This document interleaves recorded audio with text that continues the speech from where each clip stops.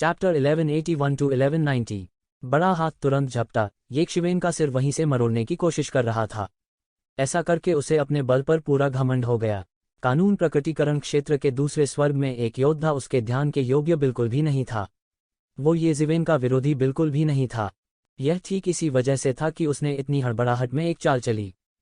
कानून अभिव्यक्ति दायरे के 5वें स्वर्ग के शिखर की भयानक ताकत स्पष्ट रूप से परिलक्षित हुई थी। हालांकि एक शीर्ष प्रतिभा की ताकत अपने चरम पर नहीं पहुंची थी, लेकिन यह कुछ सुराग दिखाने के लिए काफी थी। जब उसने अभी अभी कानून प्रकटीकरण के दायरे में प्रवेश किया था, तो उसने दानव कबीले के क्षेत्र में गहराई तक जाने और हजारों मील तक उनका पीछा करने का साहस किया। अब उसे कोई हिचकिचाहट नहीं थी। येज़िवेन ने तुरंत एक मुक्का मारा। असंख्य सितारा शक्ति तुरंत संघनित हो गई और एक विशाल तारे में बह गई। फिर यह आकाश से भयंकर रूप से नीचे गिरा। बूम! एक जोरदार धमाका हुआ और बड़ा हाथ उड़ गया। जिस बड़े हाथ को जियागू जेंघाओ ने यूं ही पकड़ लिया था, वह येज़िवेन की बिखरी हुई स्टार मुट्ठी के लिए बिल्कुल भी मैच नहीं था। इसके अलावा बिखरी हुई स्टार फिस्ट की गति कम नहीं हुई। यह सीधे जियागू जेंघाओ की ओर टूटा। तुम मौत को दावत दे रहे हो। जियागू जेंघाओ को थोड़ा आश्चर्य हुआ जब उसने देखा कि येज़िवेन ने वास्तव में एक मुक्के से उसका बड़ा हाथ तोड़ दिया। आखिरकार, हालांकि यह सिर्फ एक आकस्मिक हड़पना था, यह कुछ ऐसा नहीं होना चाहिए कि कानून घोषणापत्र क्षेत्र के दूसरे स्वर्ग में एक बच्चा इससे निपट सके। उसने अचानक जमीन पर कदम रखा और येज़िवेन के बिग बैंग स्टारडस्ट फिस्ट को लपटों के समूह की तरह पल भर में टाल गया। उनकी नीदरलैंड घोस्ट फ्लेम डिवाइन तकनीक में फिर से सुधार हुआ है। उनके घोस्ट फायर स्टेप्स पहले की तुलना में बहुत तेज हैं। ये चेंगलोंग, जो अभी अभी आया था, उसने आंखें मूंद लीं और कहा। हालांकि जियागू जेंघाओ को ये परिवार द्वारा बाहर नहीं निकाला गया था, अंत में दोनों कुलों के बीच अंतहीन संघर्ष हुआ।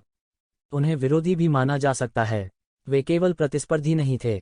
यदि भविष्य में दोनों कुलों का युद्ध होता है, तो वे निश्चित रूप से दोनों कुलों की रीढ़ होंगे। जियागू जेंघाओ की नेदरवर्ल्ड घोस्ट फ्लेम डिवाइन तकनीक के बारे में सभी जानते थे। ऐसा कहा जाता था कि यह जियागू कबीले की एक गुप्त मार्शल आर्ट थी। कुछ उच्च स्तरीय लोगों को छोड़कर यहाँ तक जियागू कबीले के कबीले भी इसे तोड़ नहीं पाए। वह जिगू कबीले का एक दुर्लभ प्रतिभा है। उसके लिए सुधार करना स्वाभाविक है। येज़ू ने उदासीनता से कहा, यह कुछ भी नहीं है, लेकिन येज़िवेन ने मुझे चौंका दिया। वह केवल पारलौकिक क्षेत्र के दूसरे आसमान पर है, फिर भी वह ऐसी युद्ध शक्ति का प्रदर्शन कर सकता है। कोई आश्चर्य नहीं कि वह 8वें स्तर से गुजर सकता है। बिना ऐसी युद्ध शक्ति जिससे गुजरना असंभव है। कोई बात नहीं, देखने के लिए एक अच्छा शो होगा। यह सबसे अच्छा होगा अगर कोई इस आदमी जियागू जेंघाओ को एक अच्छा सबक सिखा सके। उसने ये कियान को झांकने की हिम्मत की। इतना ही नहीं, उसने ये कियान को भी झांका। उसने हमारे ये परिवार पर हमला करने का भी साहस किया। उसके हाथों कितने जीनियस गिरे हैं। अगर यह इस तथ्य के लिए नहीं होता कि हम हस्तक्षेप नहीं कर सकते, तो हम इस आदमी को एक अच्छा सबक सिखा चुके होते। इतनी तेजी! येज़िवेन का मुक्का काम नहीं आया और वो अचानक हैरान हो गया। वह बहुत स्पष्ट था कि यद्यपि वह भारी शक्ति के पथ पर चल रहा था, लेकिन वास्तव में शैतान के पंखों से प्राप्त गति बिल्कुल धीमी नहीं थी। अधिकांश लोगों ने केवल यह देखा कि उनके मुक्के भारी और शक्तिशाली थे, लेकिन बहुत कम लोगों ने देखा कि उनकी गति भी अतुलनीय रूप से तेज थी। यह सिर्फ इतना था कि उसने इसे शायद ही कभी दिखाया, बस इतना ही। हालांकि वह इसके बारे में बहुत स्पष्ट थे। यह जियागू जेंघाओ वास्तव में असाधारण था।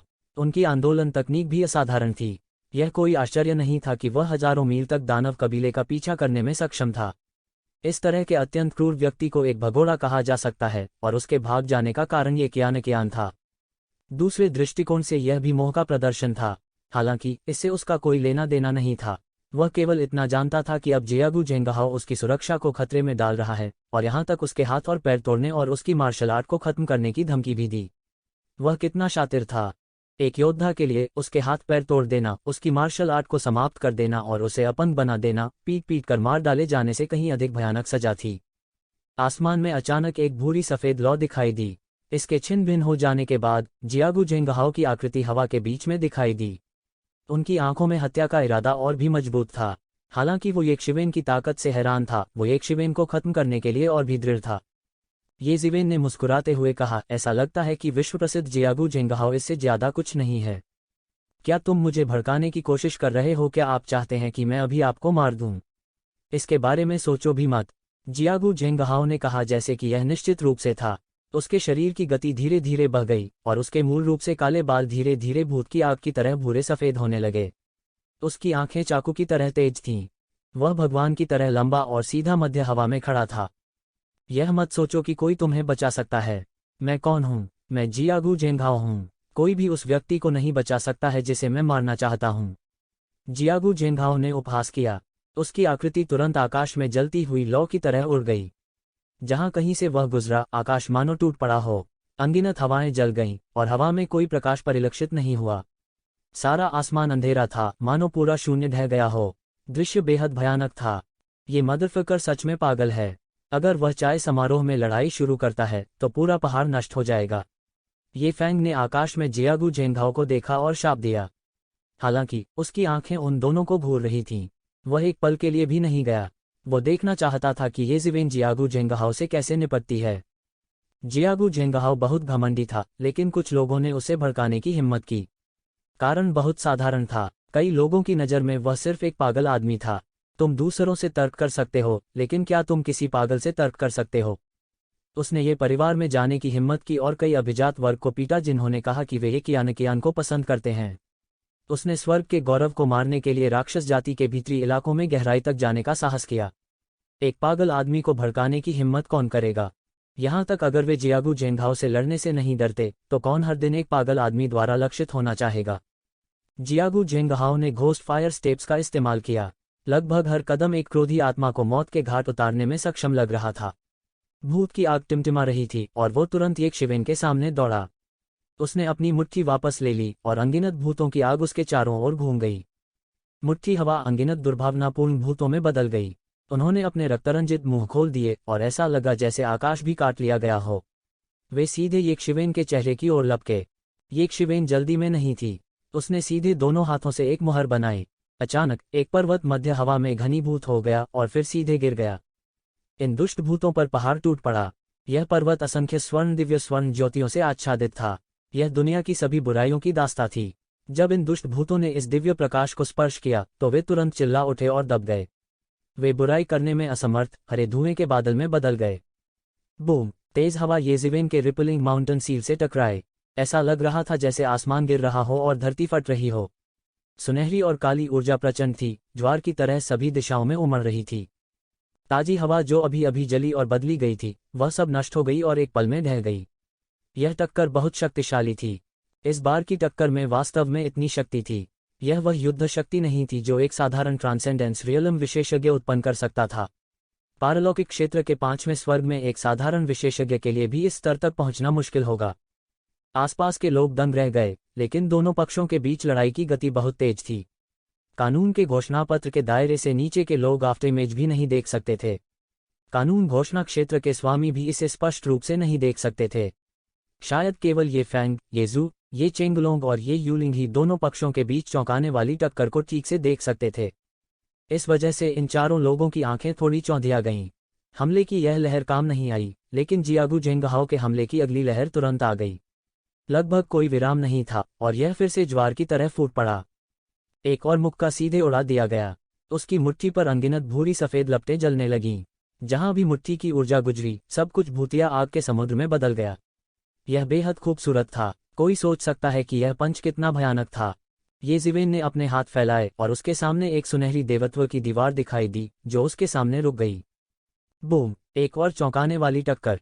भूरी सफेद लपटों ने सुनहरी दीवार पर जमकर प्रहार किया। दो भयानक शक्तियां आकाश की ओर उठीं, जैसे प्रचंड लहरों का विशाल समुद्र बेतहाशा बह रहा हो। आसपास के योद्धाओं ने भी अपनी महान आत्मिक ढाल को खड़ा किया। यहां तक कानून घोषणा के दायरे से नीचे के कुछ योद्धा भी थोड़ा और पीछे हट गए। अन्यथा ये शॉकवेव्स अकेले ही उन्हें मौत के घाट उतार सकती थीं। इतना मजबूत, क्या यह शीर्ष स्वर्ग के गौरव की ताकत है? अगर यह हम होते तो मुझे डर है कि हम मौके पर ही एक मुक्के से मारे जाएंगे। ये दो लोग बहुत मजबूत हैं, विशेष रूप से यह येजिवेन कानून घोषणा क्षेत्र के दूसरे स्वर्ग के रूप में। वह वास्तव में जियागू जेंघाओ के साथ प्रतिस्पर्धा कर सकता है, जो कानून अभिव्यक्ति दायरे के 5वें स्वर्ग में है। उनकी भविष्य की उपलब्धियां असीमित होंगी। मैंने सुना है कि वह हमारे ये परिवार की रक्तरेखा है। उसके पास वास्तव में इतनी ताकत है। यह वास्तव में आश्चर्यजनक है। अधिकांश लोगों के विस्मय की तुलना में ये सुए और अन्य स्पष्ट रूप से अधिक गहरे दिखे। येजिवेन के पास किस तरह की काया है? जियागू जेंघाओ की नीदरलैंड वर्ल्ड घोस्ट बॉडी भूतिया आग से दिन रात एक प्रसिद्ध हत्याचारी काया है। यह येजिवेन वास्तव में उसके साथ 3 लोगों में उससे कम स्तर पर प्रतिस्पर्धा कर सकता है। उसकी काया इतनी मजबूत है। ये फैंग धीरे धीरे गंभीर हो गया। शीर्ष प्रतिभाएं जो स्वाभाविक रूप से अपने स्तर तक साधना कर सकती थीं, उनमें कोई स्पष्ट कमी नहीं थी। ये फैन जैसे भौतिक शरीर से दुनिया को जीतने वालों के बारे में बात करने की कोई जरूरत नहीं थी। यहाँ तक कि जीनियस जो अपने भौतिक शरीरों में विशेषज्ञ नहीं थे, उनके पास अक्सर भौतिक साधना तकनीकों का अपना सेट होता था। उनमें से लगभग सभी के पास अत्याचारी विशेष संविधान थे। कुछ उनके साथ पैदा हुए थे, जबकि अन्य बाद में गुस्सा हुए थे। वे स्वर्गीय अभिमान जो भौतिक शरीरों में अच्छे नहीं थे, वे भौतिक शरीरों में अच्छे नहीं थे, लेकिन इसका मतलब यह नहीं था कि उनके भौतिक शरीर कमजोर थे। क्या अधिक है, जियागू जेंगहाओ के पास एक प्रसिद्ध अत्याचारी काया, नीदरलैंड घोस्ट बॉडी थी। यहाँ तक अगर वे एक ही दायरे में थे, तो उन्होंने यह कहने की हिम्मत नहीं की कि वे नीदरलैंड घोस्ट बॉडी को दबा सकते हैं, अकेले रहने दे जब वे 3 लोग नीचे थे। ये एक शिवन का संयोग से सामना हुआ। यह शायद एक बड़ी आकस्मिक मुलाकात थी। हालांकि इसके बारे में सोचते हुए, अगर उसका एक बड़ा आकस्मिक सामना नहीं हुआ, तो उसके पास बाहर इतनी ताकत कैसे हो सकती है। बीच मैदान में लड़ाई और तेज होती गई। ये जिवेन की अत्याचारी ताकत ने इन प्रतिभाओं को झकझोर दिया। उन्हें उम्मीद नहीं थी कि ये जिवेन, जो कानून के चरण दायरे के दूसरे स्वर्ग में था, जियागू जेंगहाओ के साथ प्रतिस्पर्धा कर सकता है, जो कानून चरण दायरे के 5वें स्वर्ग में था। अगर यह कानून के चरण के दायरे का सिर्फ एक साधारण 5वां स्वर्ग होता, तो यह ठीक होता। हो सकता है कि कुछ गुप्त तकनीकें ऐसा प्रभाव प्राप्त कर सकें। हालांकि जियागू जेंगहाओ कोई साधारण व्यक्ति नहीं थे। कानून के चरण के दायरे का एक साधारण 5वां स्वर्ग उसकी आंखों में एक चींटी से ज्यादा मजबूत नहीं था। ये शिवेन को असाधारण बनाने के लिए यह काफी था। मैंने कहा था कि अगर वह कानून के दायरे के दूसरे स्वर्ग में प्रवेश करता है, तो वह निश्चित रूप से एक अच्छा प्रतिद्वंद्वी होगा। ज्यादा दूर नहीं, ये फैन ने मुस्कुराते हुए कहा। उसके बगल में ये माओ, ये कै और ये कियाओ कियाओ भी शुरुआती घबराहट से उत्साहित थे। मूल रूप से वे ये जिवेन के इन अत्याचारी प्रतिभाओं के खिलाफ लड़ने के दृश्य की कल्पना नहीं कर सकते थे, लेकिन अब वे इसे अपनी आंखों से देखकर उत्साहित थे। आखिरकार उनके सामने लड़ने वाला व्यक्ति उनका भाई था, विशेष रूप से ये कियाओ कियाओ, जिसके चेहरे पर ऐसा भाव था जैसे कि यह वही व्यक्ति हो। दोनों पक्षों के बीच युद्ध का दृश्य बहुत ही भयानक था। दोनों पक्षों के 100 मील के दायरे में कोई भी खड़ा नहीं हो सकता था। उनके आकस्मिक हमलों के परिणाम दर्जनों मील तक हिल सकते थे। यह बिल्कुल अकल्पनीय था। जियागू जेंगहाओ ने एक लंबी दहाड़ लगाई। उसके सफेद बाल वास्तव में आग की तरह, आग के आदमी की तरह जल गए। उसके पास वास्तव में पहाड़ों और नदियों को उखाड़ने की शक्ति थी। एक मुक्का अचानक फूट पड़ा। मुट्ठी के दबाव ने सीधे विशाल आकाश को चीर डाला और क्यूई सैकड़ों मील तक हिल गया। ज्यादा दूर नहीं, इस शक्ति से घायल होने से बचने के लिए बहुत से लोग जो करीब थे उन्हें दूर जाना पड़ा। उसका मुक्का ऐसा लग रहा था जैसे वह स्वर्ग की तिजोरी को भेद देगा। यह एक शिवेन की ओर दुर्घटनाग्रस्त हो गया। यह अतुलनीय रूप से हिंसक था। ये जिवेन के शरीर के चारों ओर की हवा चुपचाप नष्ट हो गई थी। यह मंजर बेहद भयावह था। ये जिवेन ने उपहास किया और उसकी अभिव्यक्ति नहीं बदली।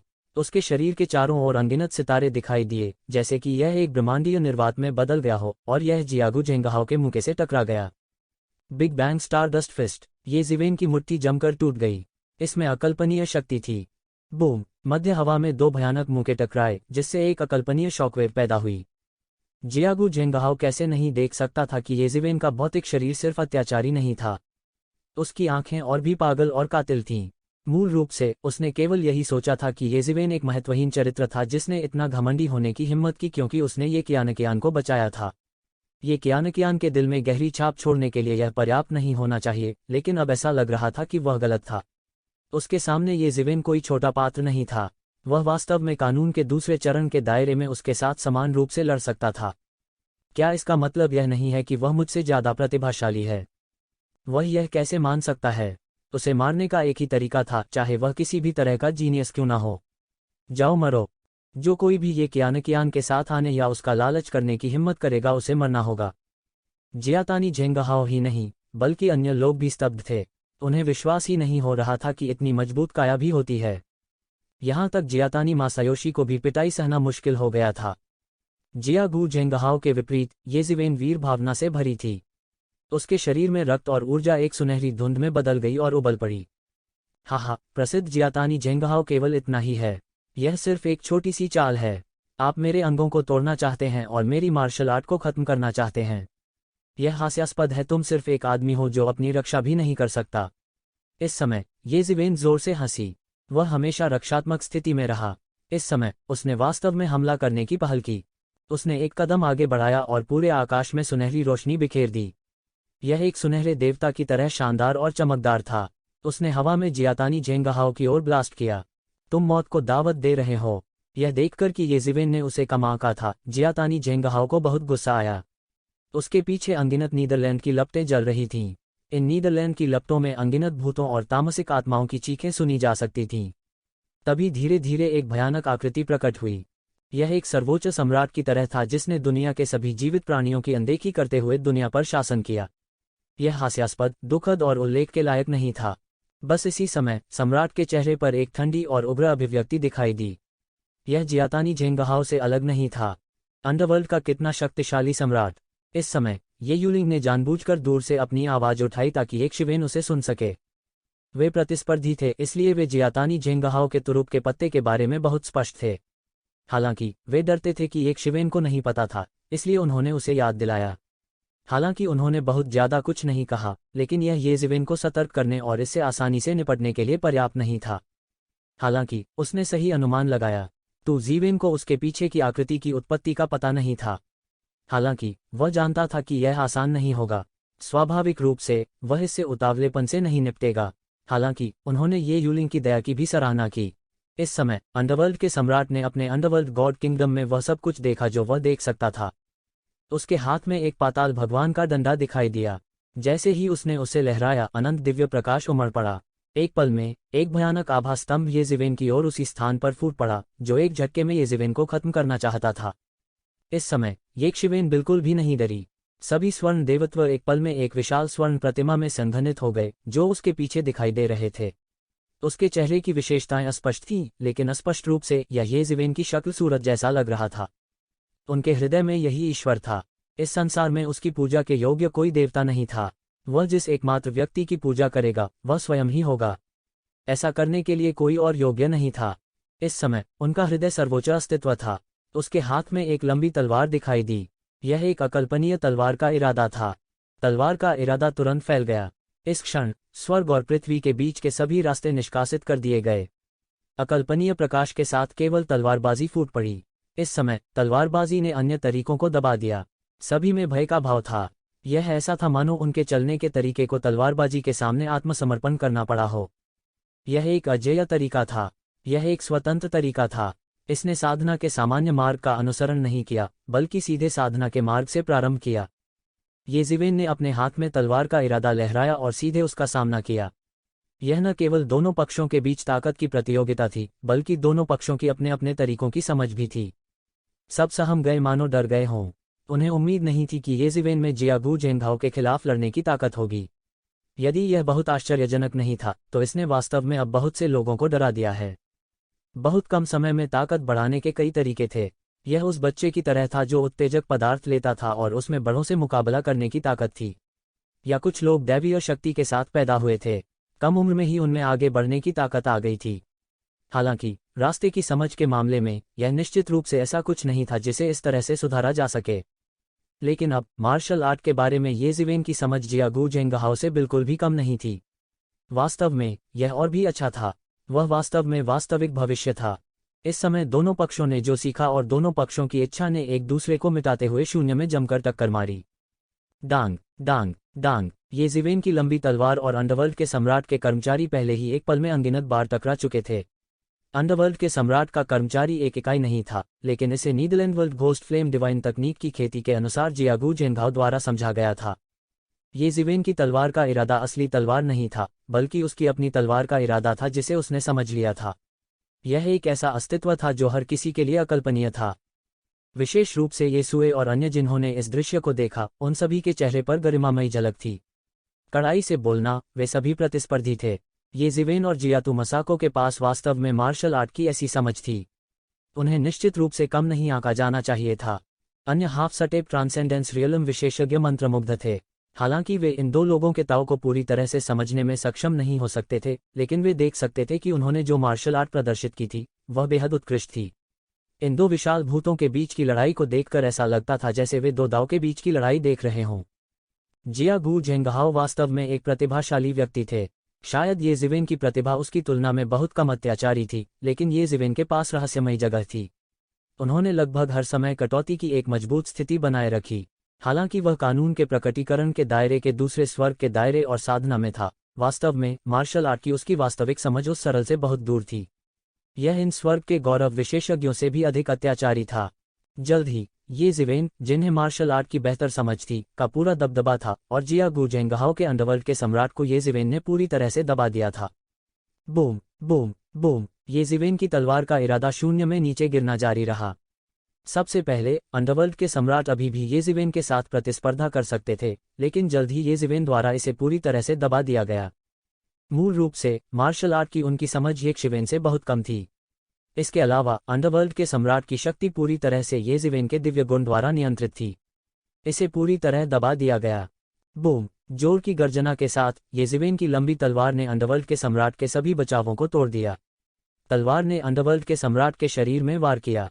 अंतहीन तलवार का इरादा तुरंत अंडरवर्ल्ड के सम्राट के शरीर के माध्यम से बह गया और उसे घेर लिया। लगभग उसी समय विशाल अंडरवर्ल्ड सम्राट ने एक तीखी आवाज निकाली और अचानक अंतहीन हरे धुएं में गिर गया। यह ऐसा था मानो यह इन गैसों से बना हो। मार्शल आर्ट की समझ की इस प्रतियोगिता में जियागू जेंगहाओ पूरी तरह से नुकसान में थे। उसे शायद इसकी उम्मीद नहीं थी। अंडरवर्ल्ड के ढह चुके सम्राट में जियागू जेंगहाओ की आकृति धीरे धीरे दिखाई दी। तो जिवेन अंत में इस समय चले गए। उसका फिगर अचानक चमक उठा और वह मारने के लिए आगे बढ़ा। जियागू जेंगहाओ अभी भी इस तथ्य में डूबे हुए थे कि नीदरलैंड के सम्राट को ये जिवेन की तलवार से मार दिया गया था।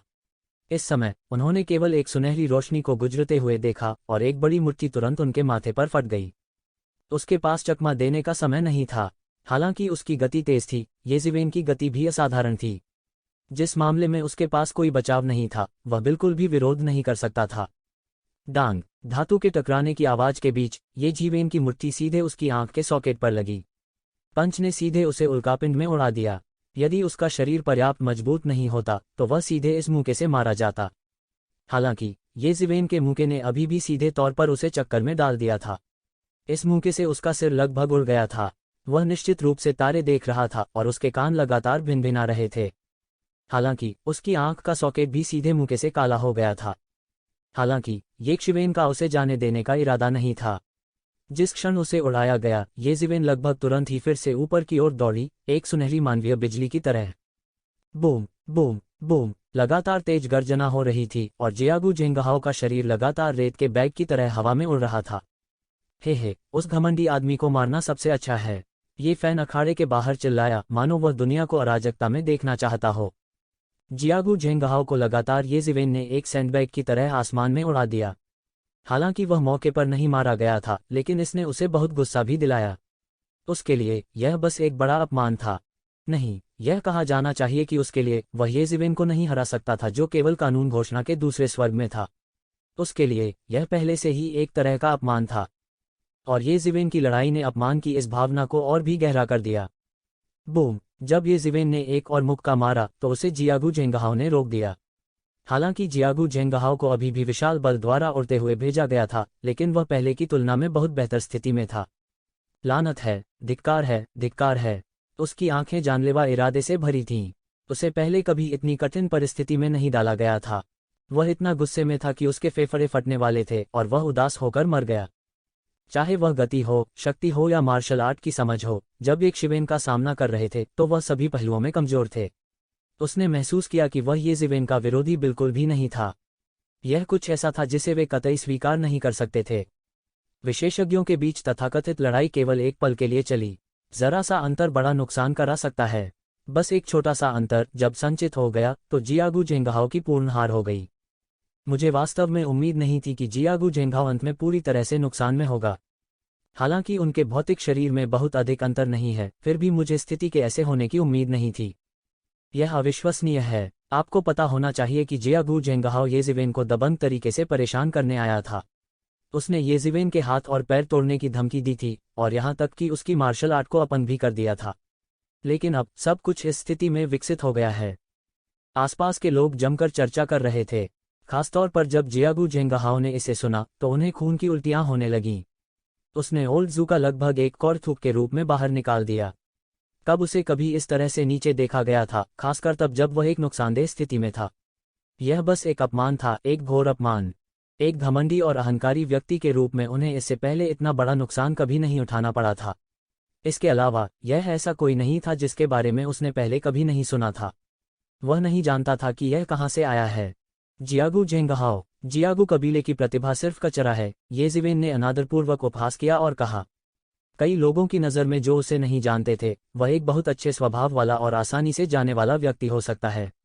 हालांकि जो लोग उसे सही मायने में समझते थे वे जानते होंगे कि वह किस तरह का व्यक्ति था। वह एक नीच व्यक्ति नहीं था, लेकिन वह व्यापक विचारों वाला व्यक्ति भी नहीं था। दूसरे शब्दों में, वह एक ऐसा व्यक्ति था जो छोटी से छोटी शिकायत का बदला लेना चाहता था।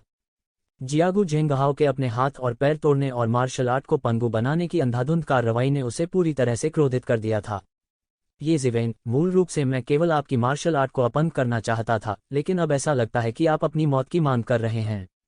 आज भले ही महान सिद्धांत स्वर्ण देवता दुनिया में उतरे, वह आपको नहीं बचा सकता। जियागू झेंगहाओ ने येक शिवेन की ओर ठंडेपन से देखा और कहा। उसकी अभिव्यक्ति ठंडी थी। ये जिवेन की वजह से लगी चोटें वास्तव में उस गति से ठीक हो रही थीं जो नग्न आंखों से दिखाई दे रही थी। बूम! जियागू झेंगहाओ के शरीर पर एक भयानक आभा फैल गई। उसके शरीर में अनगिनत धूसर ज्वालाएं जल उठीं। उनका पूरा व्यक्तित्व एक जीवित व्यक्ति की तरह लग रहा था। येक शिवेन के हाव भाव थोड़े गरिमापूर्ण हो गए। इन लपटों से उलझने के बाद ये जिवेन महसूस कर सकती थी कि जियागू झेंगहाओ की आभा वास्तव में मजबूत हो गई थी।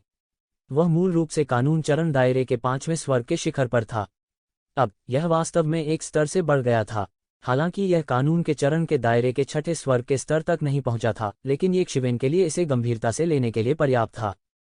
हालांकि यह केवल इसे गंभीरता से लेने की हद तक था। येक शिवेन को डराने के लिए इतना काफी नहीं था। ये जिवेन के हाथ में तलवार के इरादे से घनीभूत लंबी तलवार भनभनाने लगी। यह एक असाधारण आभा के साथ हवा में खड़ा था। जियागू झेंगहाओ के शब्दों के कारण यह नहीं बदला। इस समय जियागू झेंगहाओ ने अपनी चाल चली। वो तुरंत येक शिवेन के सामने आ गया। उसकी गति पहले से बहुत तेज थी। वह आग और बिजली की गेंद की तरह था। उसने येक शिवेन पर एक हिंसक तूफान की तरह बमबारी की। उन्होंने एक मुक्का मारा। अनगिनत लपटों ने तुरंत आसमान को ढंक लिया और येक शिवेन की ओर कुचल गई। भले ही ये सुए और अन्य लोग इन लपटों से बहुत दूर थे, फिर भी वे भयानक तापमान को महसूस कर सकते थे। यदि कोई उत्कृष्ट क्षेत्र का योद्धा दौड़ता है तो वह संभवतः उसी स्थान पर जलकर राख हो जाएगा। बूम! अनगिनत लपटें पहले ही येक शिवेन की ओर बढ़ चुकी थीं। उन्होंने वास्तव में आग की लपटों और आग की लहरों को बुझा दिया, जिससे एक भयानक हमला हुआ। वे येक शिवेन को जिंदा जला देना चाहते थे। इसके अलावा ये साधारण लपटें नहीं थीं, ये नेदरवर्ल्ड घोस्ट फ्लेम्स थीं। तथाकथित नेदरवर्ल्ड घोस्ट फ्लेम्स मृत लोगों के शरीर से पैदा हुई लपटें थीं। एकत्र होने पर वे महान शक्ति प्रदर्शित करने में सक्षम होंगे। हालांकि ऐसी साधना तकनीक स्वाभाविक रूप से एक ईमानदार नहीं होगी। हालांकि यिन और यांग ही ग्रेट वे के दो पहलू थे। चरम यिन और चरम दुष्ट मार्शल तकनीक भी चरम पर उपयोग किए जाने पर शक्तिशाली और असाधारण थीं। हालांकि यह अफसोस की बात थी कि उसका सामना येक शिवेन से हुआ। तथाकथित धर्मी और दुष्ट, कौन किसको रोक सकता है, यह कभी भी सटीक कथन नहीं था। यदि दुष्ट मार्ग की शक्ति पर्याप्त प्रबल होती तो वह धर्म मार्ग की शक्ति को भी पूरी तरह से रोक सकती थी। दुर्भाग्य से उसका सामना येक शिवेन से हुआ। ताकत के मामले में ये जिवेन उससे ज्यादा मजबूत होगी। येक शिवेन बिल्कुल भी नहीं डरी। उसके हाथ में एक लंबी तलवार के साथ दुनिया में और कोई रास्ता नहीं था। उसके हाथ में लंबी तलवार तुरंत अकल्पनीय प्रतिभा के साथ नृत्य करने लगी। तलवार हवा में चुभ गई। एक पल में तलवार की रोशनी आग की लहरों से टूट गई। ये जिवेन की तलवार के इरादे के दमन के तहत आग की लपटों और आग की लहरों को बड़े जत्थों में नष्ट कर दिया गया था। कोई भी भयावह दृश्य की कल्पना कर सकता है। बूम! लंबी तलवार और मुट्ठी के बीच चौंकाने वाली टक्कर हुई। दोनों के सीधे युद्ध ने इस आकाश क्षेत्र में सूर्य और चंद्रमा को अपना तेज खो दिया। आसमान टूट गया और धरती ढह गई। वे दोनों बहुत शक्तिशाली थे। उसने बहुत सी तकनीकों को छोड़ दिया था क्योंकि उसने पाया था कि उसकी अपनी तकनीकें शायद ये जिवेन की तुलना में नहीं थीं। उसके पास केवल ताकत थी। भूत की आग भड़काने के बाद उसकी ताकत शायद येक शिवेन की ताकत से आगे निकल गई थी। यह वह क्षेत्र था जहां उसे ये जिवेन को हराने का सबसे अधिक भरोसा था। Thump thump thump! ये जिवेन पीछे हटती रही। निश्चित रूप से, जैसा कि जियागू झेंगहाओ ने उम्मीद की थी, ये जिवेन वास्तव में उसके जितना अत्याचारी नहीं था। इस बार ये जिवेन एक नुकसानदेह स्थिति में आ गई और पीछे हटती रही। यह भी पहली बार था जब लड़ाई शुरू होने के बाद से येक शिवेन पीछे हट गई। ये पहली बार था जब ताकत की लड़ाई में येक शिवेन के साथ उनका पलड़ा भारी था। दोनों, एक आदमी 10 आदमियों को हरा सकता है, की राह पर चल पड़े। शक्ति के रूप में लाभ प्राप्त करना युद्ध में लाभ प्राप्त करने के बराबर था। बेशक इसका मतलब यह नहीं था कि वह केवल यही रास्ता अपनाएगा। लेकिन उसके पास अलग अलग विरोधियों से निपटने के अलग अलग तरीके होंगे। येशिवेन को परवाह नहीं थी कि वो किस तरह के प्रतिद्वंदी का सामना कर रहा है। वह उन्हें कुचलकर मार डालेगा। आखिर वह एक अपवाद था। हाहा, येशिवेन, तुम आज मर चुके हो। जियागू झेंगहाओ अचानक ठहाके लगाकर हंस पड़े। उनके हृदय का अधिकांश अवसाद दूर हो गया। उसने पलटवार किया और येशिवेन की ओर बढ़ा। येशिवेन के एक नुकसानदेह स्थिति में आने के बाद वह न तो भागा और न ही उसने हार मानी। इसके विपरीत वह जियागू झेंगहाओ की ओर बढ़ा। जैसे को तैसा, येशिवेन ने हार नहीं मानी। तुम सच में मौत को दावत दे रहे हो। अगर तुम मरना चाहते हो तो मैं तुम्हारी इच्छा पूरी करूंगा। जियागू झेंगहाओ के शरीर पर आग की लपटें और तेज हो गईं। Boom boom boom. येशिवेन की लंबी तलवार का हर वार ऐसा लग रहा था जैसे आसमान को चीरने में सक्षम हो। हालांकि जियागू झेंगहाओ की Netherland world ghost flame divine technique के सामने वह अभी भी पीछे हटने के लिए मजबूर था। लड़ाई असाधारण रूप से तीव्र थी। दोनों पक्ष पहले ही इस बिंदु पर पहुंच चुके थे, इसलिए उन्होंने अब और पीछे हटने का इरादा नहीं किया। दोनों पक्ष ऑल आउट हो रहे थे। इस समय येशिवेन के शरीर से लगातार खून रिस रहा था। भयानक टक्कर के कारण उसके शरीर से वास्तव में खून बह रहा था और फिर यह केशिकाओं के माध्यम से बाहर निकल गया। यह अत्यंत भयानक लग रहा था, जैसे कोई व्यक्ति खून से लथपथ हो।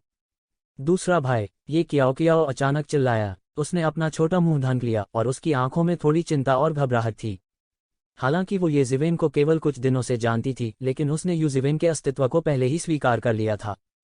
यह दूसरा भाई, जो बहुत सक्षम था और युवा पीढ़ी के कई महान विभूतियों को जानता था, खून से लथपथ व्यक्ति की तरह लग रहा था। वह कैसे चिंतित नहीं हो सकती थी। इस समय ये क्या और ये माओ लड़ाई को घबराहट से देख रहे थे, खासकर ये माओ।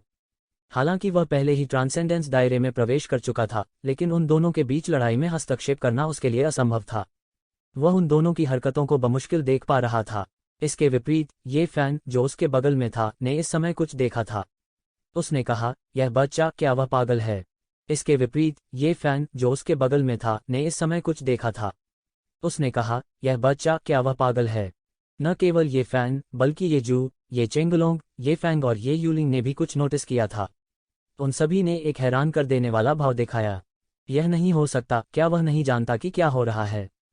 यह अतिशयोक्तिपूर्ण है। FCK, यह बच्चा। कई लोगों ने सदमे में कहा। भाई ये फैन, क्या चल रहा है? इस समय ये कियाओ कियाओ ने जल्दी से पूछा। वह उन दोनों के बीच की लड़ाई को भी स्पष्ट रूप से नहीं देख सकता था। वह केवल सभी प्रकार की भव्य और भयानक मार्शल तकनीकों को शून्य में लगातार टकराते हुए देख सकता था। वह केवल तभी देख सकता था जब येशिवेन को भेजा गया था उड़ते हुए। वह पहले से ही खून से लथपथ था। वह लहूलुहान आदमी बन गया था। उसे नहीं पता था कि ये फैन किस बारे में बात कर रहा है। अब येशिवेन पूरी तरह से नुकसान में है। ये फैन ने कहा, यद्यपि यह जियागू झेंगहाओ घमंडी है, उसकी ताकत भी शीर्ष पर है। विशेष रूप से अब उसने अपने जीवन की कुछ क्षमता को जला दिया होगा, इसलिए उसकी शक्ति अस्थायी रूप से बहुत बढ़ गई है। सौभाग्य से उसने ट्रांसेंडेंस दायरे के छठे स्तर पर कदम नहीं रखा है, अन्यथा वास्तव में लड़ने का कोई रास्ता नहीं होगा। ये फैन ने समझाया। उसके येशिवेन के साथ अच्छे संबंध थे और ये सभी लोग येशिवेन के रिश्तेदार थे। उनके लिए यह स्वाभाविक था कि उन्होंने उन्हें स्वीकार कर लिया। हालांकि भले ही इस बच्चे के पास वास्तव में ऐसी गुप्त तकनीक हो, लेकिन वह इसका इस्तेमाल करने की हिम्मत नहीं करेगा। उस तरह की गुप्त तकनीक बहुत हानिकारक है। एक बार इसका उपयोग करने के बाद मुझे डर है कि वह भविष्य में एक बेकार व्यक्ति बन जाएगा। ये फैन ने तिरछी निगाहों से कहा। वह थोड़ा उत्साहित दिख रहा था, जैसे कि उसने एक और योग्य प्रतिद्वंद्वी को देखा। वह वास्तव में खुद को सुधारने के लिए जियागू झेंगहाओ की ताकत का उपयोग करना चाहता है। अगर मैं गलत नहीं हूं तो वह एक जीनियस होना चाहिए जो कानून के चरण के दायरे के दूसरे स्तर पर चढ़ गया हो। उसका क्षेत्र अस्थिर होना चाहिए और उसे समेकित करने की आवश्यकता है, लेकिन वह वास्तव में अपने दायरे को मजबूत करने के लिए जियागू झेंगहाओ के साथ लड़ाई का उपयोग करना चाहता है। नहीं, वह अगले स्तर तक जाने की भी उम्मीद करता है। आप इसे नहीं देख सकते हैं, इसलिए आप नहीं जानते कि हालांकि येशिवेन को हर बार सीधे उड़ते हुए भेजा जाएगा, उसकी ताकत वास्तव में इंच दर इंच बढ़ रही है। उद्धरण चिन्ह। ये फैन के चेहरे पर थोड़ा आश्चर्य दिखा। हालांकि वह हमेशा एक ऐसा व्यक्ति रहा था जो किसी भी चीज से नहीं डरता था। भले ही वह किसी चीज से नहीं डरता था, फिर भी वह एक सामान्य व्यक्ति था। उसकी नज़र में येशिवेन एक पागल आदमी से अलग नहीं था। यह सच था कि कोई किसी पुस्तक को उसके आवरण से नहीं आंक सकता। येशिवेन, जो हमेशा कोमल और शिष्ट थे, वास्तव में एक पागल पक्ष था। वह नहीं जानता था कि येशिवेन ने इतने सालों में बाहर क्या अनुभव किया था जिसके कारण वह इतना पागल हो गया था। किसी को यह जानना होगा कि दायरे के समेकित होने से पहले इस तरह की भयानक लड़ाई से मूल रूप से अस्थिर दायरे के ढहने की संभावना थी। यह संभव था कि वह सीधे कानून के चरण के दायरे के पहले स्तर पर वापस आ जाए। हालांकि यह केवल सैद्धांतिक रूप से संभव था, प्राचीन बैरेंस महाद्वीप में इतने सारे लोग थे। ऐसे अनगिनत लोग थे जिन्हें हर दिन ऐसी चीजों का सामना करना पड़ता था। कम से कम अगर वह होते तो निश्चित रूप से ऐसा करने की हिम्मत नहीं करते। आखिरकार अगर वह वास्तव में पीछे हट गया तो रोने के लिए वास्तव में बहुत देर हो चुकी होगी। इसके अलावा वह न केवल इस लड़ाई का उपयोग अपने दायरे को मजबूत करने के लिए कर रहा था, बल्कि वह इस लड़ाई का उपयोग अपनी ताकत बढ़ाने के लिए भी कर रहा था। वह स्पष्ट रूप से देख सकता था कि येशिवेन की ताकत में धीरे धीरे सुधार हो रहा था, भले ही उसे लगातार उड़ाया जा रहा था। हालांकि सीमा बहुत बड़ी नहीं थी, लेकिन यह उनके लिए दुनिया को चौंका देने के लिए काफी थी। वह महसूस कर सकता था कि येशिवेन के शरीर में अनगिनत आध्यात्मिक ऊर्जा उमड़ रही थी। स्पिरिट क्रिस्टल को जलाने के बाद इसकी भरपाई की गई। ऐसा लग रहा था कि येशिवेन लड़ते हुए खेती कर रही थी। यदि यह वह होता तो वह ऐसा करने का साहस कर सकता था यदि यह एक कमजोर शत्रु होता। हालांकि यदि प्रतिद्वंद्वी जियागू जेंगहाओ था तो वह निश्चित रूप से ऐसा करने की हिम्मत नहीं करेगा। अगर उसने ऐसा करने की हिम्मत भी की तो उसे पीट कर मार डाला जाएगा। हालांकि हर बार विस्फोट के बाद येशिवेन को ज्यादा चोट नहीं लगती थी, लेकिन उसके आंतरिक अंगों से झटके से खून बह रहा था। कोई आंतरिक चोटों की कल्पना कर सकता है। हालांकि जिस बात ने उसे अजीब महसूस कराया वह यह थी कि येशिवेन को चाहे कितनी भी बार उड़ते हुए भेजा गया हो, इस तथ्य के अलावा कि उसका पूरा शरीर खून से लथपथ था, उसकी आभा अभी भी मजबूत थी और ज्यादा कमजोर नहीं हुई थी। यही कारण था कि वह बहुत हैरान हुआ। हालांकि अपनी दृष्टि से वह जल्दी से देख सकता था कि येशिवेन के पास निश्चित रूप से एक अद्भुत उपचार तकनीक थी, अन्यथा ऐसा करना असंभव था। वह धीरे धीरे समझ गया कि येशिवेन ने ऐसा करने की हिम्मत केवल इसलिए नहीं की क्योंकि वह गुस्से में था, बल्कि इसलिए भी कि उसके पास कुछ ट्रम्प कार्ड थे। हालांकि फिर भी उसकी नज़र में येशिवेन का व्यवहार अभी भी काफी साहसिक था। अगर ये फैन और अन्य लोग इसे देख सकते हैं तो जियागू जेंगहाओ, जो येशिवेन के साथ लड़ रहे थे, इसे कैसे नहीं देख सकते थे। उसे देखने की भी जरूरत नहीं थी क्योंकि वह महसूस कर सकता था कि हर बार जब येशिवेन ने फिर से हमला किया तो उसकी ताकत अत्याचारी थी। इस तरह का सुधार केवल अकल्पनीय था। वह पहले ही पारलौकिक क्षेत्र के 5वें स्वर्ग के शिखर में प्रवेश कर चुका था। जब तक वह इस तरह की एक गुप्त तकनीक का इस्तेमाल नहीं करता तब तक उसकी युद्ध शक्ति में बहुत सुधार किया जा सकता था। जब वह ट्रांसेंडेंस दायरे के 6ठे स्वर्ग को पार कर गया था, इसलिए वह येशिवेन जैसा नहीं हो सकता था जहां उसकी युद्ध शक्ति लगभग हर मिनट और सेकंड में सुधार हो रही थी। जब तक वह सीधे पारलौकिक क्षेत्र के 6ठे स्वर्ग से नहीं टूटा तब तक सुधार की बहुत गुंजाइश नहीं थी। दूसरी ओर येशिवेन अलग थी।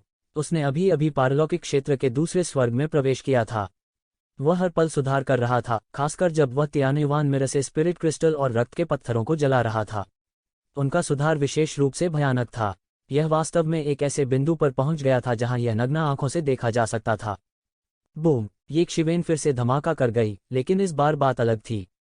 जियागू जेंगहाओ को वास्तव में एक कदम पीछे हटने के लिए मजबूर होना पड़ा। यह कुछ ऐसा था जो अभी अभी के बाद से कभी नहीं हुआ था, खासकर तब जब उसने नीदरलैंड घोस्ट फायर को जलाया और अपनी क्षमता को बढ़ाया।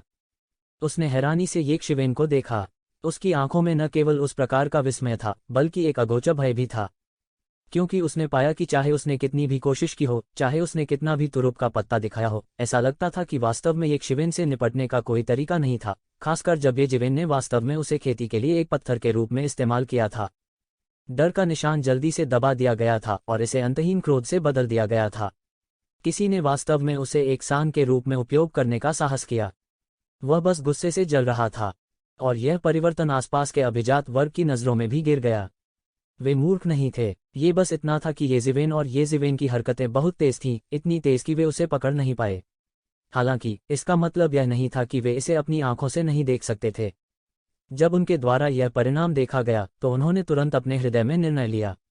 येशिवेन मजबूत होता जा रहा था और तदनुसार जियागू जेंगहाओ का लाभ धीरे धीरे कम हो रहा था। यह कल्पना करना कठिन था कि कोई ऐसा कर सकता है। यदि वे होते तो भले ही वे डटे रहते, वे पीट कर मार डाले जाने से पहले अधिक समय तक टिके नहीं रह सकते थे।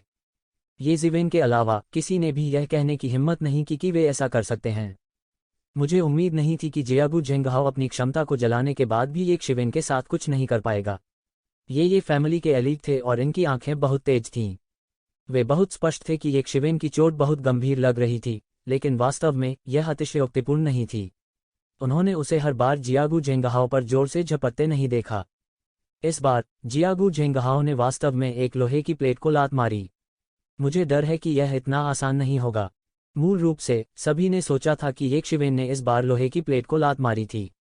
उसने वास्तव में जियागू झेंगहाओ जैसे पागल को उकसाया था। हालांकि यह मामला उनकी नज़र में थोड़ा नाकाबिल लग रहा था, लेकिन वे इसके बारे में क्या कर सकते थे। इस दुनिया में कमजोरों को बोलने का कोई अधिकार नहीं था। हालांकि पलक झपकते ही स्थिति उलट गई। ये जिवेन ने जियागू झेंगहाओ की उदास अभिव्यक्ति को देखा और फिर ये जिवेन को देखा जो जोश और जीवन शक्ति से भरा हुआ था। क्या यह स्पष्ट नहीं था कि लोहे की प्लेट को किसने लात मारी थी? ये जिंदगी और मौत की लड़ाई थी। किसी की तनिक भी आराम करने की हिम्मत नहीं थी, क्योंकि जरा सी लापरवाही से मौके पर ही दर्दनाक मौत हो सकती थी।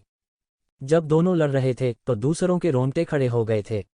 दोनों के बीच जिंदगी और मौत की लड़ाई ने उन्हें बहुत ज्यादा सदमा दिया था, खासकर येक शिवेन को। यह गर्व करने के लिए काफी था कि वह अब तक जियागू झेंगहाओ से लड़ सकता था। आखिरकार उसका दायरा जियागू झेंगहाओ की तुलना में बहुत कम था। यह निश्चित था कि इस लड़ाई में चाहे कोई भी जीता हो, येक शिवेन प्रसिद्ध हो जाएगा। उन्हें ये परिवार के शीर्ष प्रतिभाओं में स्थान दिया जाएगा। मूल रूप से बहुत से लोग ये जिवेन को गंभीरता से नहीं लेते थे। तो क्या हुआ अगर वह मार्शल एसेंस टॉवर की 8वीं मंजिल को पार कर सके? 8वीं मंजिल पास करने का मतलब यह नहीं था कि उनमें शीर्ष प्रतिभाओं में स्थान पाने की ताकत थी। उसके पास केवल क्षमता थी। यह अभी भी एक समस्या थी कि क्या वह वास्तव में अपनी क्षमता को ताकत में बदल सकता है। अगर उसे रास्ते में कुछ मिला तो वह समय से पहले मर सकता है। इसलिए जब शुरुआत में ये जिवेन को जियागू झेंगहाओ द्वारा चुनौती दी गई तो कई लोगों ने अफसोस जताया कि यहाँ एक और प्रतिभा मर सकती है। कौन जानता था कि ऐसा होगा? हाँ, ये जिवेन का दायरा जियागू झेंगहाओ की तुलना में बहुत कम था, लेकिन उसने लड़ाई में कमजोरी का लेशमात्र भी संकेत नहीं दिखाया। उनके लिए यह पहले से ही एक शीर्ष प्रतिभाशाली होने के लिए पर्याप्त था। उन्होंने इसे माना या नहीं, यह मामला पहले ही हो चुका था। मारो मरो, जियागू झेंगहाओ ने एक भयानक दहाड़ निकाली। वह इस तरह घसीटना जारी नहीं रख सकता था। येक शिवेन न केवल हर पल मजबूत हो रही थी, बल्कि उसकी ताकत भी हर पल कमजोर हो रही थी। मारो मरो, जियागू झेंगहाओ ने एक भयानक दहाड़ लगाए। वह इस तरह घसीटना जारी नहीं रख सकता था। येक शिवेन न केवल हर पल मजबूत हो रही थी, बल्कि उसकी ताकत भी हर पल कमजोर हो रही थी। वह अच्छी तरह जानता था कि गुप्त तकनीक के कारण उसके पास इतने कम समय में इतनी ताकत हो सकती है। हालांकि यह गुप्त तकनीक हमेशा के लिए कायम नहीं रह सकी। अभी चरम पर पहुंचने के बाद यह लगातार कमजोर होता जा रहा था। हालांकि यह डिग्री वर्तमान में बहुत स्पष्ट नहीं थी, लेकिन येक शिवेन की प्रगति के जोड़ और घटाव के बाद उसके पैर एक भयानक स्तर तक पहुंच जाएंगे। ये जिवेन की प्रगति ने उसकी कमजोरी को और भी स्पष्ट कर दिया था। जल्द ही यह एक महत्वपूर्ण बिंदु पर पहुंच जाएगा जहां उसकी ताकत और येक शिवेन की ताकत समान मूल्य तक पहुंच जाएगी। इसके बाद स्थिति बिल्कुल उलट जाएगी। उस समय वो येक शिवेन को और नहीं दबा रहा होगा। इसके बजाय उसे येक शिवेन द्वारा पूरी तरह से दबा दिया जाएगा। वह महसूस कर सकता था कि उसके पूरे शरीर की ताकत खत्म हो रही थी। वह इस तरह नहीं चल सकता था। उसने सीधे येक शिवेन की ओर एक मुक्का मारा। अनगिनत ची भूत की आग में जल गई। फिर उसने येक शिवेन की ओर अधिक शक्ति के साथ झपट्टा मारा। हालांकि ये जिवेन के लिए ये अलग नहीं थे। वह लगभग पूरी तरह से इस प्रकार के ज्ञानोदय में डूबा हुआ था। मिंगक्सिन प्राचीन वृक्ष ने उसकी चेतना के समुद्र की गहराई को ढक दिया, जिससे वह हर समय सर्वश्रेष्ठ आध्यात्मिक युद्ध की स्थिति में रहा। फीनिक्स रिजनरेशन तकनीक लगातार उनके शरीर में लगी चोटों की मरम्मत कर रही थी, जिससे उनका शरीर सर्वश्रेष्ठ युद्ध की स्थिति में था। इसलिए वह तनिक भी भयभीत नहीं था। जब तक वह एक बार में नहीं मारा गया, तब तक सब कुछ उसके नियंत्रण में था। यह कुछ ऐसा था जो दूसरे नहीं कर सकते थे, लेकिन वह कर सकता था। Boom boom boom. जैसा कि कहा जाता है, अधिक जल्दबाजी कम गति। जियागू झेंगहाओ, जो जल्दी में ये जिवेन को नीचे गिराना चाहता था, उसने पाया कि वह ऐसा बिल्कुल नहीं कर सकता। मूल रूप से जब वह अपनी चरम अवस्था में था तो येक शिवेन को नीचे गिराने का कोई तरीका नहीं था। कहने की बात नहीं कि उसकी ताकत अब कम हो रही थी, जबकि येक शिवेन की ताकत लगातार बढ़ रही थी। तथाकथित आक्रामक और रक्षात्मक स्थिति आसान थी। ये जिवेन को जल्दी से नीचे गिराने में नाकाम रहने के बाद दोनों पक्षों की ताकत धीरे धीरे बराबरी पर आ गई। जब भी हिंसक टक्कर होती थी, जियागू झेंगहाओ भी विस्फोट से बाहर निकल जाता था। यह पिछली स्थिति की तरह नहीं था जहां केवल ये जिवेन को विस्फोट से उड़ा दिया गया था। कितना समय हो गया किसी को नहीं पता था। बाहर लड़ाई देख रहे लोगों के लिए लगभग हर सेकंड एक साल जितना लंबा था। बहुत से लोग मोहित थे। वास्तव में बहुत से लोग इस चाय समारोह में इस उम्मीद में आए थे कि स्वर्ग के गौरव के इन शीर्ष द्वंद्व युद्ध को देखने से उन्हें मार्शल आर्ट में कुछ प्रेरणा मिलेगी। हालांकि उन दोनों में संकेतकों का आदान प्रदान नहीं हो रहा था, लेकिन एक सच्चा जीवन और मृत्यु संघर्ष था। इस तरह की लड़ाई एक संदर्भ के रूप में और भी अधिक मूल्यवान थी, और इससे जो मार्शल डाउ प्रस्फुटित हुआ वह और भी शानदार और शानदार था। जियागु झेंगहाओ का पलड़ा भारी होने से ये शिवेन के धीरे धीरे पासा पलटने तक पूरी स्थिति बदल गई थी।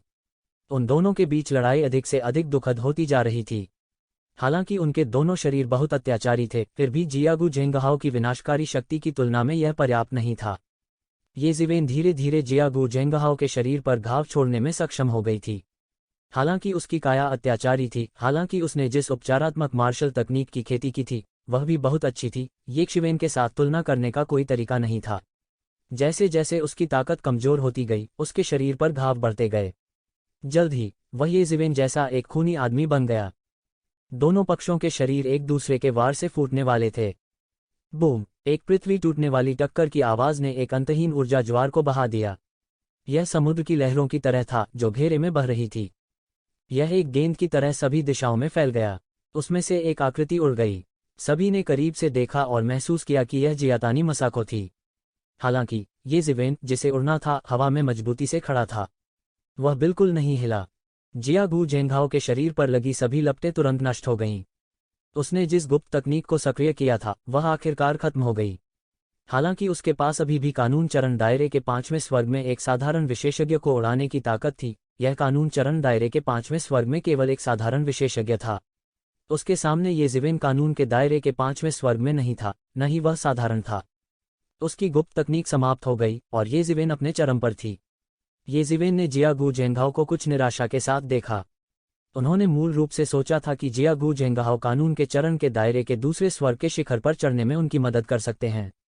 कौन जानता था कि जियागु झेंगहाओ कानून के चरण के दायरे के दूसरे स्वर्ग के शिखर पर चढ़ने में उसकी मदद करने में सक्षम होंगे।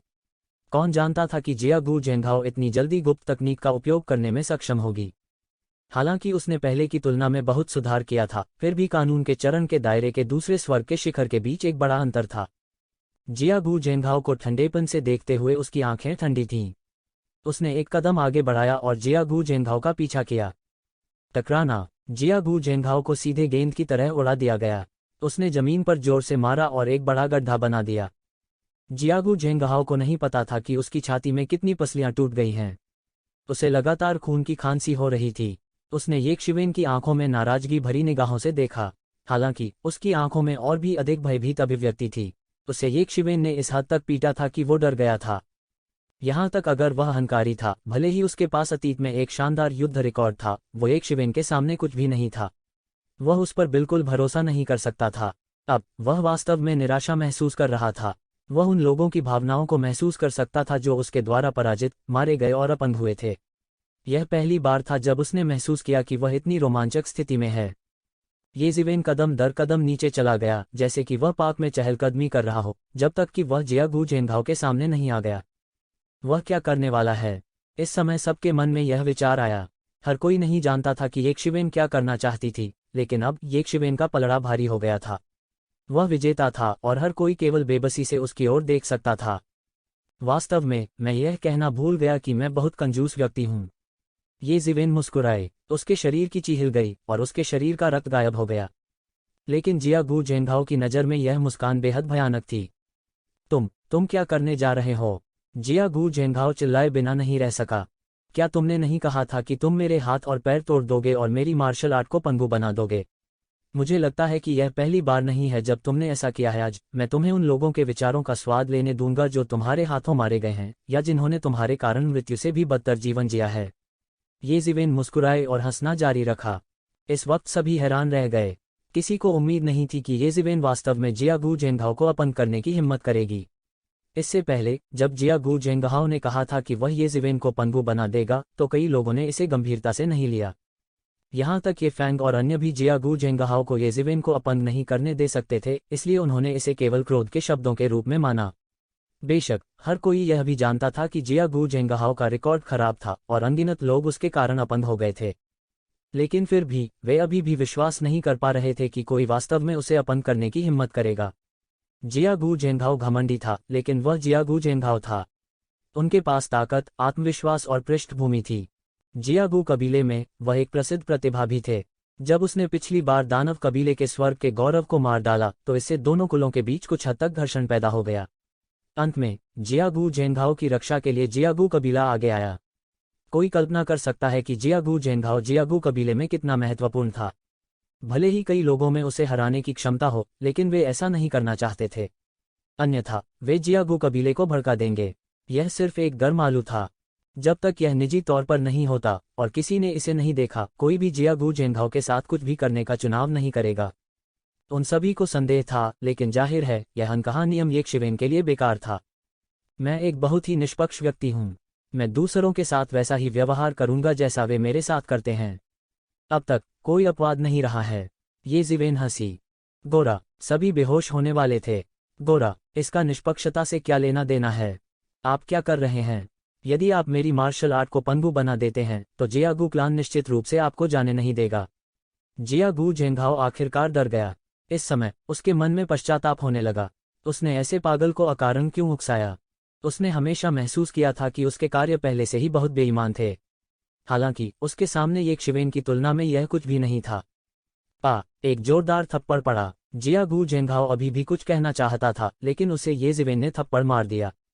उसे चक्कर आ रहे थे और उसके दांत लगभग टूट चुके थे। उसका हृदय आक्रोश से भरा था। वह कभी इतना दुखी कब हुआ था? इतनी लंबी हवा तुम्हारी कोई याद नहीं है, येशिवेन ने ठंडेपन से कहा। उसने जियागु झेंघाओ की आक्रोश भरी आंखों को देखा। उसने उपहास किया और जारी रखा, मैंने इसे पहले भी कहा है। मैं दूसरों के साथ वैसा ही व्यवहार करूंगा जैसा वे मेरे साथ करते हैं। कोई अपवाद नहीं है क्या जियागु कबीला? अगर उनमें क्षमता है तो उन्हें आने दो। जैसा कि येशिवेन ने कहा, उसने सीधे जियागु झेंघाओ के दाहिने पैर पर पैर रख दिया। जियागु झेंघाओ चिल्लाया। उसके दाहिने पैर की हड्डियां येशिवेन के पैर से कुचल दी गई थीं। सभी को अचानक अपनी रीढ़ के नीचे ठंडक महसूस हुई। इससे कोई फर्क नहीं पड़ता कि उन्होंने येशिवेन को कैसे देखा, वे केवल अपने पैरों के तलवों से अपने सिर तक एक ठंडक महसूस कर सकते थे। येशिवेन की क्रूरता ने उन्हें डरा दिया था, और ठीक यही प्रभाव था जो येशिवेन चाहती थी। वह जानता था कि ये कबीले में बहुत से लोग थे जो उसकी ओर देखना सहन नहीं कर सकते थे, और न जाने कितने लोग उसके खिलाफ साजिश रच रहे थे। इसलिए उसे निर्दयी होना पड़ा। उसे हर किसी से ज्यादा निर्मम होना था। उसे इतना निर्मम होना था कि वे उससे डर जाएं। उन्हें कठिनाइयों का सामना करने के लिए उन्हें पीछे हटना पड़ा। जैसा कि कहा जाता है, बंदर को चेतावनी देने के लिए मुर्गे को मार डालो। उसने कुछ नहीं किया था, लेकिन उसके दरवाजे पर एक ऐसा मुर्गा आ रहा था। जियागु कबीले की प्रतिभा, हाँ, कितनी बड़ी ख्याति है। हालांकि वह जल्द ही अपंग हो जाएगा। उसने वास्तव में ऐसा करने की हिम्मत की। सभी के मन में बस यही विचार था। हालांकि वे सभी जियागु झेंघाओ से नफरत करते थे, लेकिन उन्हें यह स्वीकार करना पड़ा कि उसके पास घमंडी होने की ताकत और आत्मविश्वास था। इसके अलावा उसके पीछे जियागु कबीला था, जो एक विशाल था। जियागु कबीले के पीछे 100 जातियों का गठबंधन था, जो मानव जाति के साथ प्रतिस्पर्धा करने के लिए पर्याप्त विशाल था।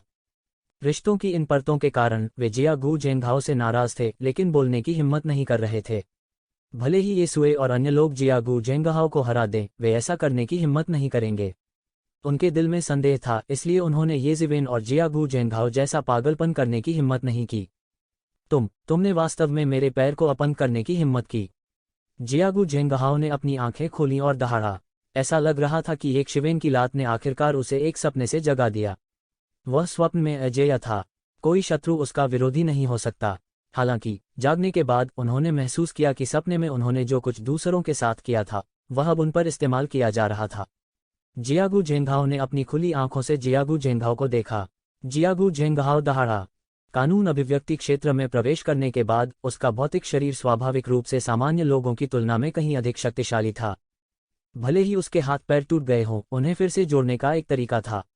हालांकि एक आधार यह भी था, जो यह था कि दूसरे पक्ष ने जानबूझकर इसे नष्ट नहीं किया। अब येशिवेन ने जानबूझकर अपना दाहिना पैर अपंग कर दिया। हड्डियां पूरी तरह से कुचली हुई थीं और मांसपेशियां पूरी तरह से नेक्रोटिक थीं। यहां तक एक लॉ मैनिफेस्टेशन रियल मास्टर के लिए भी यह एक अघुलनशील गतिरोध था। इलाज करना मुश्किल था। यह सब मुझ पर तुम्हारे द्वारा थोपा गया था। अब मैं तुम्हें इसे महसूस करने दे रहा हूं। येशिवेन ने उपहास किया और सीधे नीचे उतर गई। दरार, हड्डियों के टूटने की भयानक आवाज हुई। जियागु झेंघाओ का बायां पैर सीधे येशिवेन के पैर से कुचल गया था। वह इससे बचना चाहता था, लेकिन उसके शरीर में ज्यादा ताकत नहीं थी। गुप्त तकनीक का इस्तेमाल करने के बाद उसकी ताकत इतिहास के सबसे निचले स्तर पर आ गई थी। वो ये शिवेन के कदम से कैसे बच सकता था? ये जिवेन के कदम ने सीधे जमीन पर बड़े गड्ढे का विस्तार किया और जियागू जेंघाओ पूरी तरह से जमीन में गिर गया। मेरा स्वभाव खराब है और मैं मौत से भी बहुत डरता हूँ। इसलिए जो भी मुझे धमकी देगा मैं उससे निपट लूंगा। यह इतना आसान है। ये जिवेन मुस्कुराए। यह आदमी वास्तव में अधर्मी है। ज्यादा दूर नहीं है। यहाँ तक कि फैंग ने भी अपनी मुस्कान पर लगाम लगाई और कुछ बेबसी से कहा।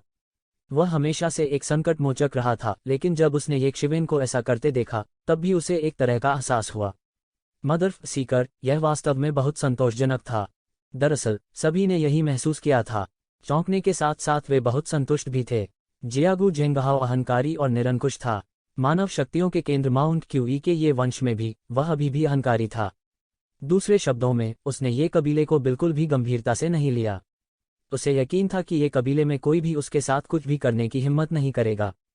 उसे उन लोगों में कोई दिलचस्पी नहीं थी जो उसे मारने के लिए काफी शक्तिशाली थे। जहां तक बाकी लोगों की बात है, उन्हें उनकी जरा भी परवाह नहीं थी। कोई भी कल्पना कर सकता है कि भीड़ की आंखों में जियागू जेंघाओ की छवि कैसी होगी। हालांकि अगर जियागू जेंघाओ की मार्शल आर्ट वास्तव में अपंग है, तो जियागू कबीले इस मामले को कैसे शांत कर सकते हैं? ये चेंगलोंग ने भौचक्का होकर कहा। हालांकि जियागू जेंगहाओ अत्याचारी और डराने वाला था, उसका असली तुरुप का पत्ता यह था कि वह जियागू कबीले का स्वर्ग का गौरव था। उन्हें जियागू कबीले का समर्थन प्राप्त था। यह ठीक उसी तरह था जैसे ये कबीले को बाहर जाने पर ये कबीले का समर्थन प्राप्त था। कोई भी इन भिखारियों से सावधान हो जाएगा और उन्हें चोट पहुंचाने की हिम्मत नहीं करेगा। हालांकि उनका सामना ये जिवेन से हुआ, एक ऐसा व्यक्ति जिसने कभी भी सामान्य ज्ञान के अनुसार अपने पत्ते नहीं खेले। ऐसा लग रहा था कि सारी शक्तियां उसकी आंखों में उड़ रहे बादल हैं, मानो उसे उनकी बिल्कुल भी परवाह नहीं है। यद्यपि जियागू कबीला हमारे ये कबीले से थोड़ा खराब है, कबीले में कई विशेषज्ञ हैं। अगर हम वास्तव में उन्हें उकसाते हैं तो ये जिवेन पंख होने पर भी बच नहीं पाएगा। ऐसा करना बिल्कुल नासमझी है। यह हमारे ये कबीले को भी फंसा सकता है। ये चेंगलोंग ने जारी रखा। नहीं, अगर ऐसा है तो आप उसे बहुत कम आंक रहे हैं। यह बच्चा निश्चित रूप से नासमझ नहीं है। इसके विपरीत वह बहुत चालाक है। ये फैंग ने आंखें मूंद कर कहा, कोई बात नहीं, वह हमारे ये कबीले का विशेषज्ञ है। अब उसने जियागू जेंघाओ को अपंग बना दिया है। जियागू जेंघाओ ने कई बार इस तरह का काम किया है। हमारे ये कबीले के कई लोग उससे हार चुके हैं। भावना या कारण की परवाह किए बिना इस मामले में उसका हाथ है। जियागू जेंघाओ सिर्फ अपनी मौत मांग रहा है और मुसीबत मांग रहा है। उद्धरण चिन्ह। ये फैंग ने केवल थोड़ा सा इशारा किया, लेकिन हर कोई होशियार था। वे तुरंत समझ गए कि जियागू जेंगहाओ ने इतना घमंडी होने की हिम्मत क्यों की और ये कबीले की परवाह भी नहीं की। ऐसा इसलिए था क्योंकि उसके पीछे जियागू कबीला था। जहां तक जिवेन की बात है तो उसने जियागू जेंगहाओ को पंगु बनाने की हिम्मत क्यों की? ऐसा इसलिए था क्योंकि उसे बिहेमोथ ये कबीले का समर्थन प्राप्त था। इससे कोई फर्क नहीं पड़ता कि ऊपरी क्षेत्रों में कितने लोग उसके प्रति शत्रुता रखते थे, जब बाहरी दुनिया से निपटने की बात आती थी तो वे कुछ भी नहीं कह सकते थे। इसके अलावा जियागू कबीला 100 रेस एलायंस का सदस्य था, जो मानव जाति का एक बड़ा दुश्मन था। तार्किक रूप से ये परिवार के पास और कोई विकल्प नहीं था। तो परिणाम स्पष्ट था। यहां तक अगर ये जिवेन ने जियागू जेंघाओ को अपंग बना दिया तो क्या ये कबीला उसकी रक्षा करेगा या उसकी रक्षा करेगा या उसकी रक्षा करेगा? बेशक उसकी रक्षा करना भी स्थिति पर निर्भर करता था। यदि वह वास्तव में एक बड़ी आपदा का कारण बनता है तो यह दो गुटों के बीच युद्ध का कारण बन सकता है। तैयारी के अभाव में ये जिवेन को सौंप दिया जा सकता था और वह मौत से नहीं बच सकती थी। हालांकि युवा पीढ़ी के बीच जियागू जेंघाओ प्रमुख थे। पुरानी पीढ़ी की नज़र में जिसने वास्तव में दो कुलों की शक्ति को नियंत्रित किया, वह कुछ भी नहीं था।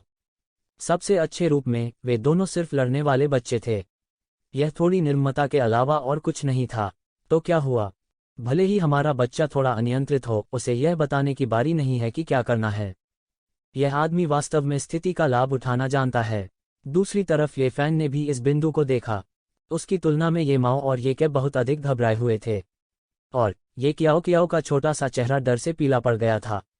ऐसा लग रहा था कि जियागू जेंघाओ की मार्शल आर्ट को समाप्त करने के बाद ये शिवेन को जिस भयानक स्थिति का सामना करना पड़ेगा, उसे वह पहले से ही देख सकती थी।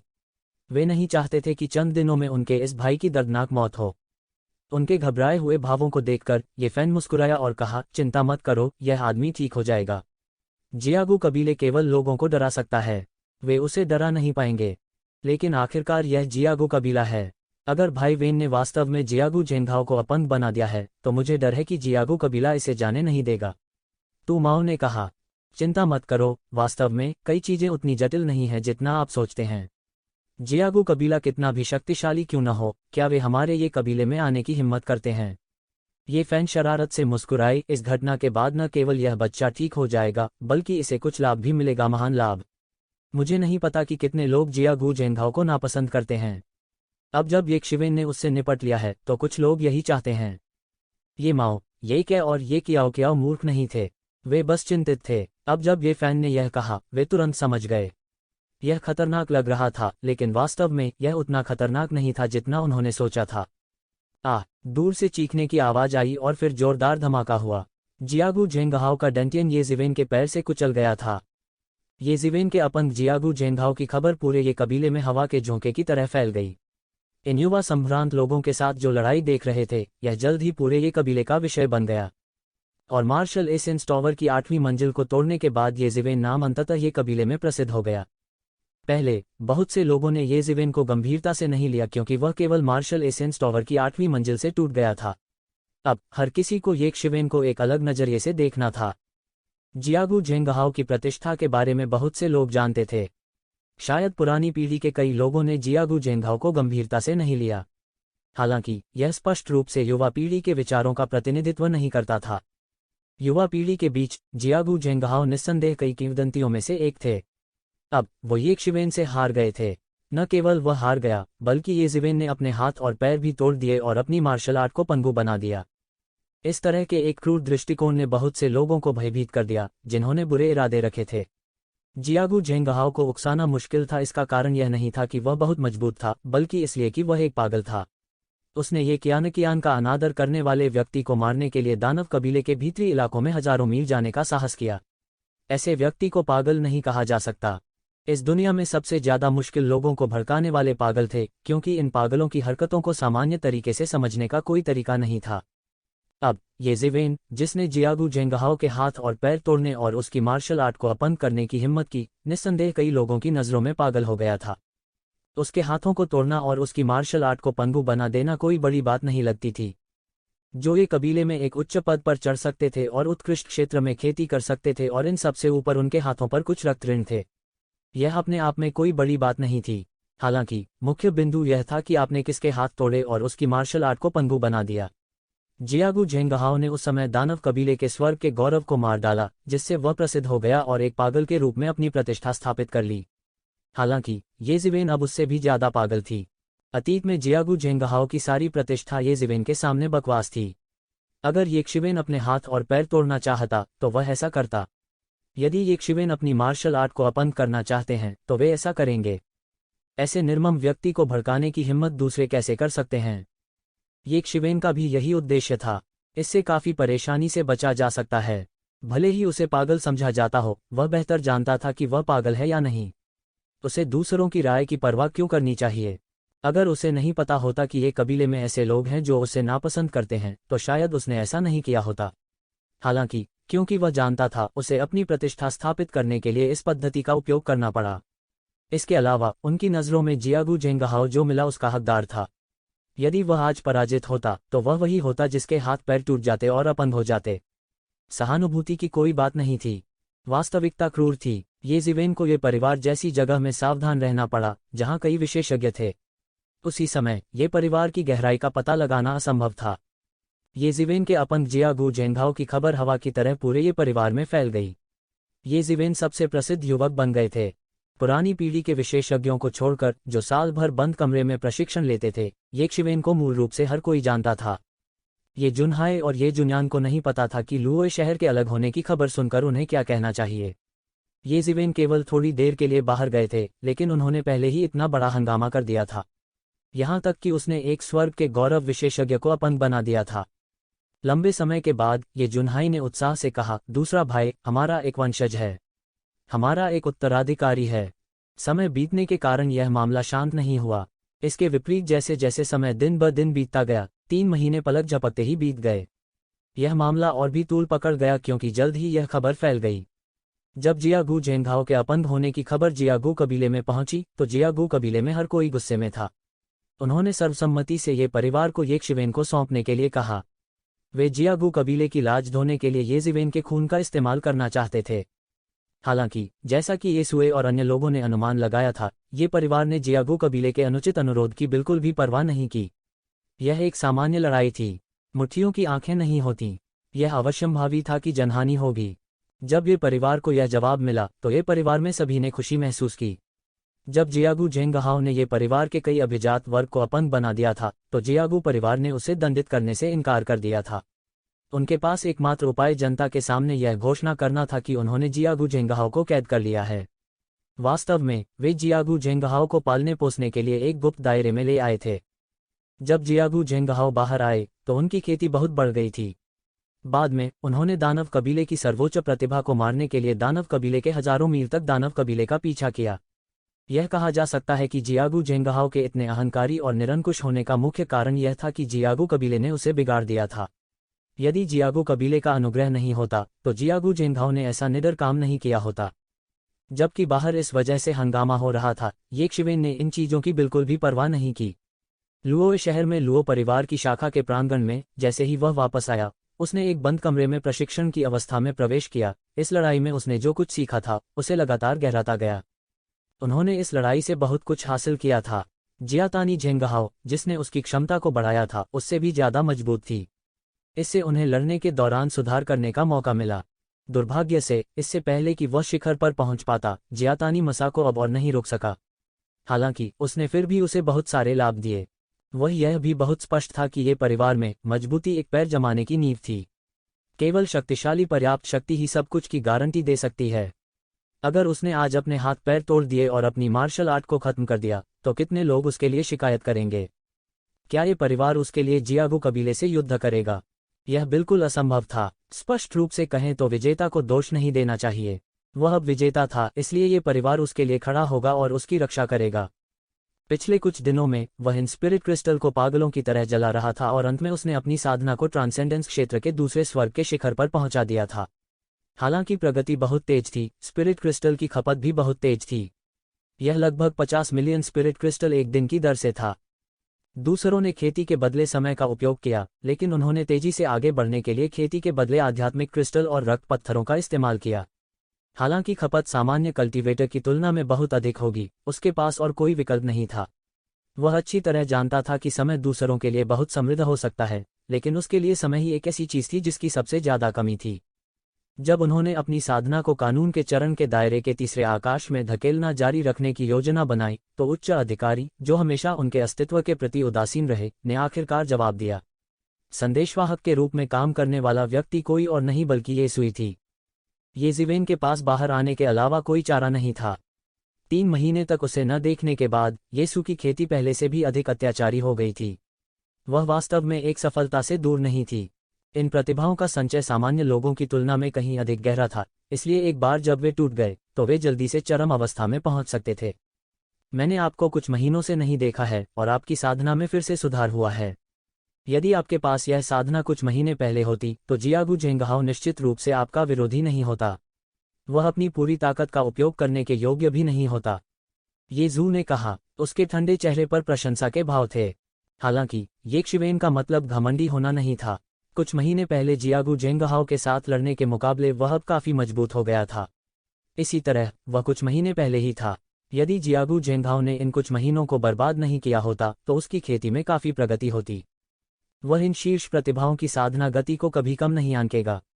छद्म प्रतिभा वाले येजिवेन की तुलना में वे असली प्रतिभाशाली थे। सामान्य लोगों की सोच से प्रतिभाओं को कभी नहीं मापा जा सकता था। हे येजिवेन थोड़ा मुस्कुराए, मुझे नहीं पता कि तुम इस बार यहाँ क्यों हो। यह जियागू झेंगहाओ के मामले के बारे में है। जियागू कबीले ने इसे जाने देने से इनकार कर दिया। वे चाहते हैं कि हमारा ये कबीला उन्हें स्पष्टीकरण दे। इसके लिए वे कानून प्रवर्तन हॉल में भी आए। हमारे कानून प्रवर्तन हॉल ये कबीले के प्रभारी हैं कानून। हम कैसे इन लोगों को हमें नियंत्रित करने दे सकते हैं? जियागू झेंगहाओ स्पष्टीकरण चाहते हैं। हमारे ये कबीले के बहुत से कुलीन अपंग हो गए हैं। न्याय पाने के लिए हम किसकी तलाश कर सकते हैं? येसुए ने उपहास के साथ कहा। उसकी अभिव्यक्ति असामान्य रूप से उदासीन थी। चूंकि वे स्पष्टीकरण चाहते हैं तो हम उन्हें स्पष्टीकरण देंगे। येसु ने ठंडेपन से कहा, चलो चलते हैं। आपने इस बार एक अच्छी चीज का सामना किया है।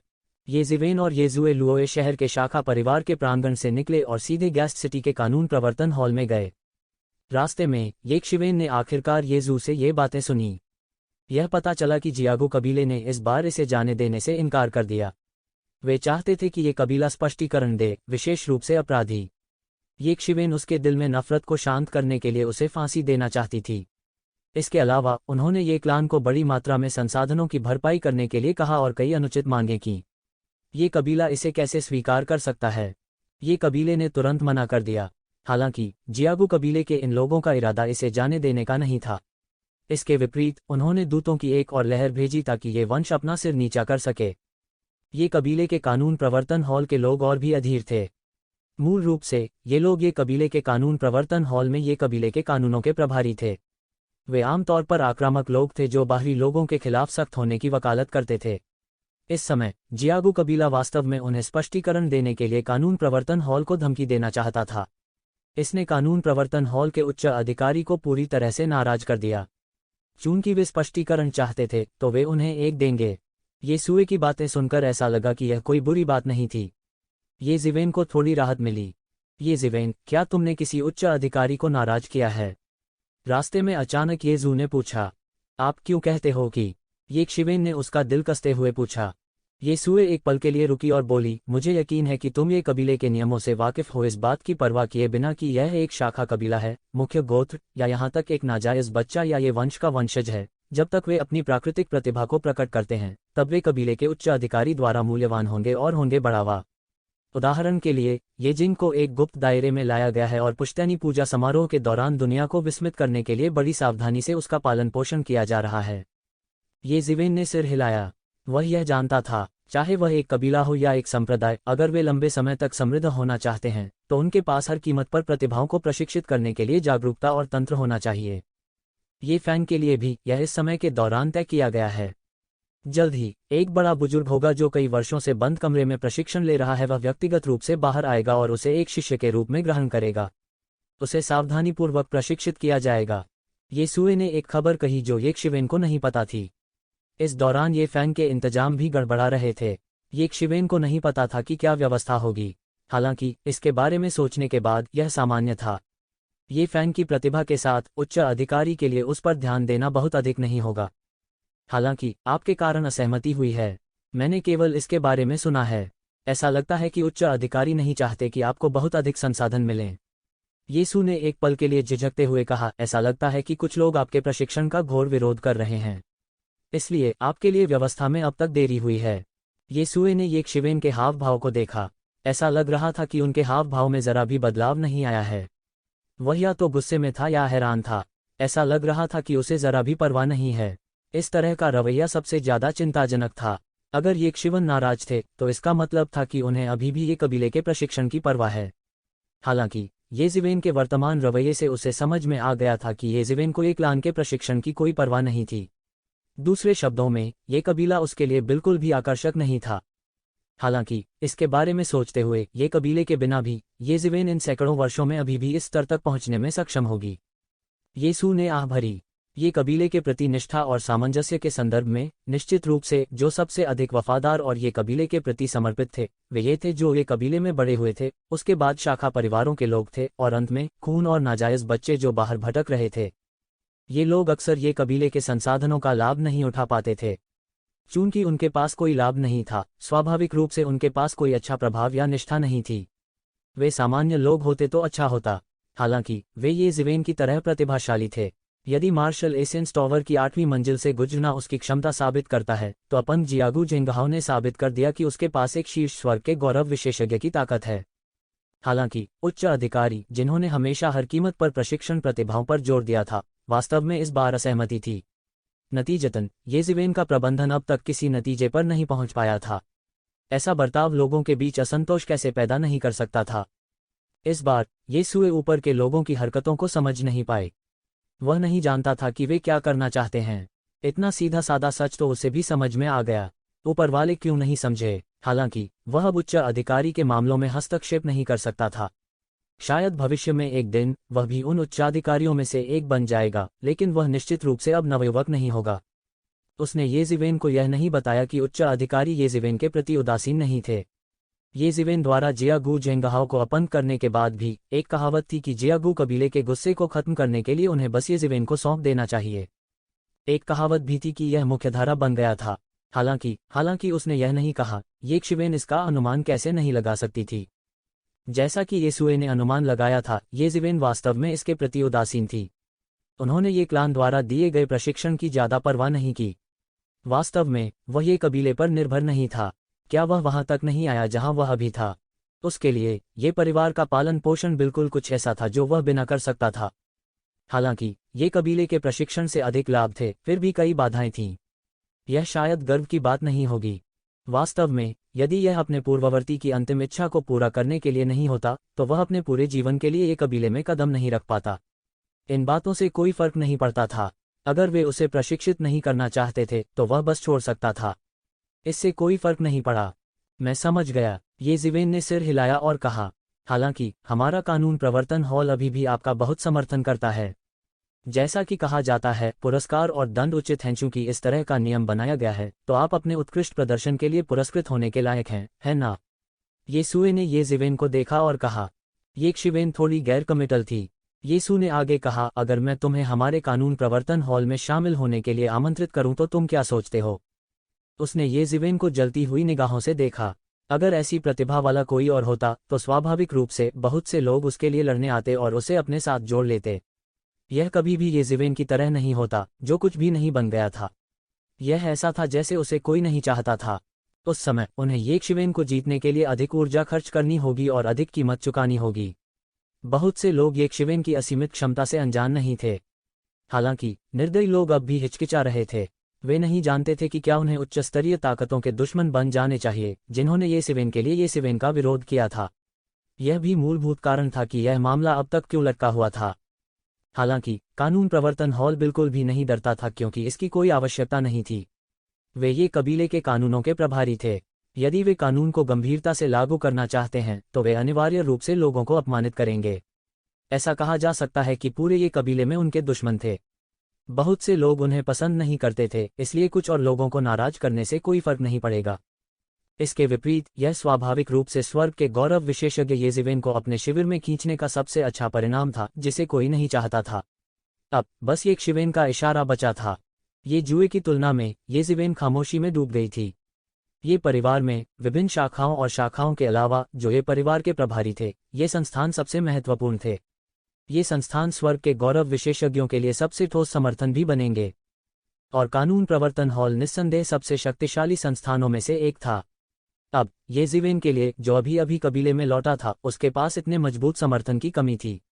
स्पष्ट रूप से लुओए शहर के शाखा परिवार के लिए उसे इस तरह की सुरक्षा देना असंभव था। यही कारण भी था कि उसे जोखिम उठाना पड़ा और अपनी प्रतिष्ठा स्थापित करने के लिए इस तरह के चरम तरीके का इस्तेमाल करना पड़ा। वहां कोई अन्य रास्ता नहीं था। यदि उसके पास ये परिवार के एक शक्तिशाली शाखा परिवार या मुख्य परिवार के एक शाखा परिवार का समर्थन होता तो परिणाम पूरी तरह से अलग होता। उसे निवारण के प्रभाव को प्राप्त करने के लिए जोखिम लेने की आवश्यकता नहीं होगी। ये जिंग की तरह, हालांकि वो भी एक नाजायज बच्चा था, कौन उसे नीचा दिखाने की हिम्मत करेगा? वह अभी अभी कबीले में लौटा था और उसे तुरंत खेती की जाने वाली एक महत्वपूर्ण प्रतिभा माना गया था। ये जिवेन इस समय कानून प्रवर्तन हॉल में शामिल होने के लिए सहमत हैं। आपके लिए केवल फायदे हैं और कोई नुकसान नहीं। ये मो ने अचानक याद दिलाया, जब तक आप ये परिवार को तुरंत छोड़ने की योजना नहीं बनाते हैं, अन्यथा ये परिवार में आपको एक बड़ा पेड़ ढूंढना होगा जो आपको हवा और बारिश से बचा सके। कानून प्रवर्तन हॉल बहुत अच्छा है। इस बार अगर लॉ एनफोर्समेंट हॉल आपके लिए आगे आ सकता है तो यह निश्चित रूप से इतना बड़ा तूफान नहीं लाएगा। ये जिवेन ये मो की बातों से सहमत थी। ये मो ने जो कहा वह बहुत सही था। अब ये जिवेन के पास एक बड़े पेड़ की कमी थी जो उसे हवा और बारिश से बचा सके। ये परिवार को छोड़ना एक अंतिम उपाय था। अब उन्होंने आखिरकार ये परिवार में अपना नाम बना लिया था।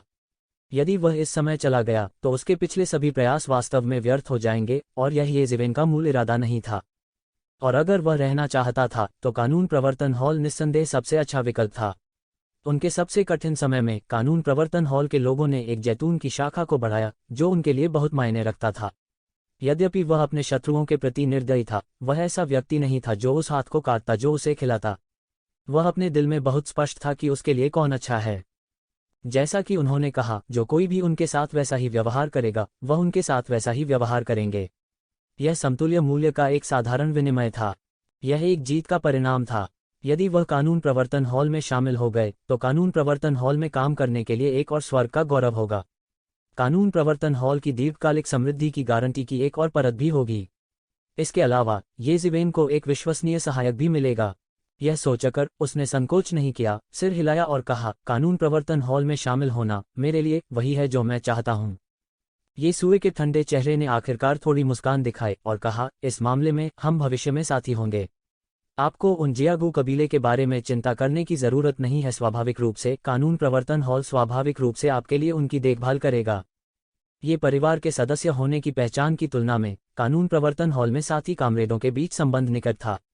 ये परिवार अब कई वर्षों से विकसित हुआ था। वहां सैकड़ों लाखों कबीले थे। इनमें पहले से ही 5 से अधिक शाखाएं थीं। एक ही सरनेम, ये के अलावा असल में कई खून के रिश्ते भी नहीं थे। हालांकि उन्हें भाई कहा जाता था, लेकिन उनका रिश्ता वास्तव में बहुत दूर का था। इसके विपरीत इन संगठनों में काम करने वाले लोगों के बीच संबंध बेहतर होंगे। हालांकि जो उच्च अधिकारी मुझसे शत्रुता रखते हैं वे शायद अपना गुस्सा कानून प्रवर्तन हॉल में निकालेंगे। उस समय येशिवेन ने येजू को देखा। उनका अर्थ पहले से ही बहुत स्पष्ट था। वे लोग उसके लिए आए थे। अगर वह कानून प्रवर्तन हॉल में शामिल हो गए तो इन परेशानियों को भी कानून प्रवर्तन हॉल में स्थानांतरित कर दिया जाएगा। वे सिर्फ कुछ बदमाश हैं। एक ही कबीले से निपटने के लिए गुप्त साधनों का उपयोग करना क्या है? यीशु ने तिरस्कारपूर्वक कहा।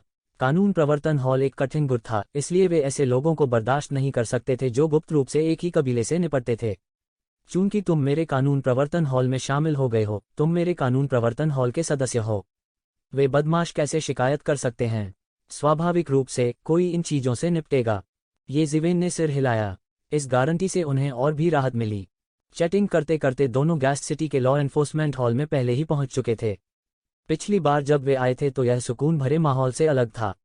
इस बार कानून प्रवर्तन हॉल में सभी शिष्य थोड़े गंभीर और घबराए हुए थे। इस समय कानून प्रवर्तन हॉल जियागो कबीले के दूत का स्वागत कर रहा था। वे दोस्ताना तरीके से नहीं आए, उल्टे वे पूछताछ करने पहुंचे। इस समय जब उन्होंने येसुए को अंदर आते देखा तो उन्होंने एक के बाद एक उसका अभिवादन किया। फिर उन्होंने उसके पीछे येज़िवेन को देखा और उनके चेहरों पर एक अजीब सा भाव दिखा।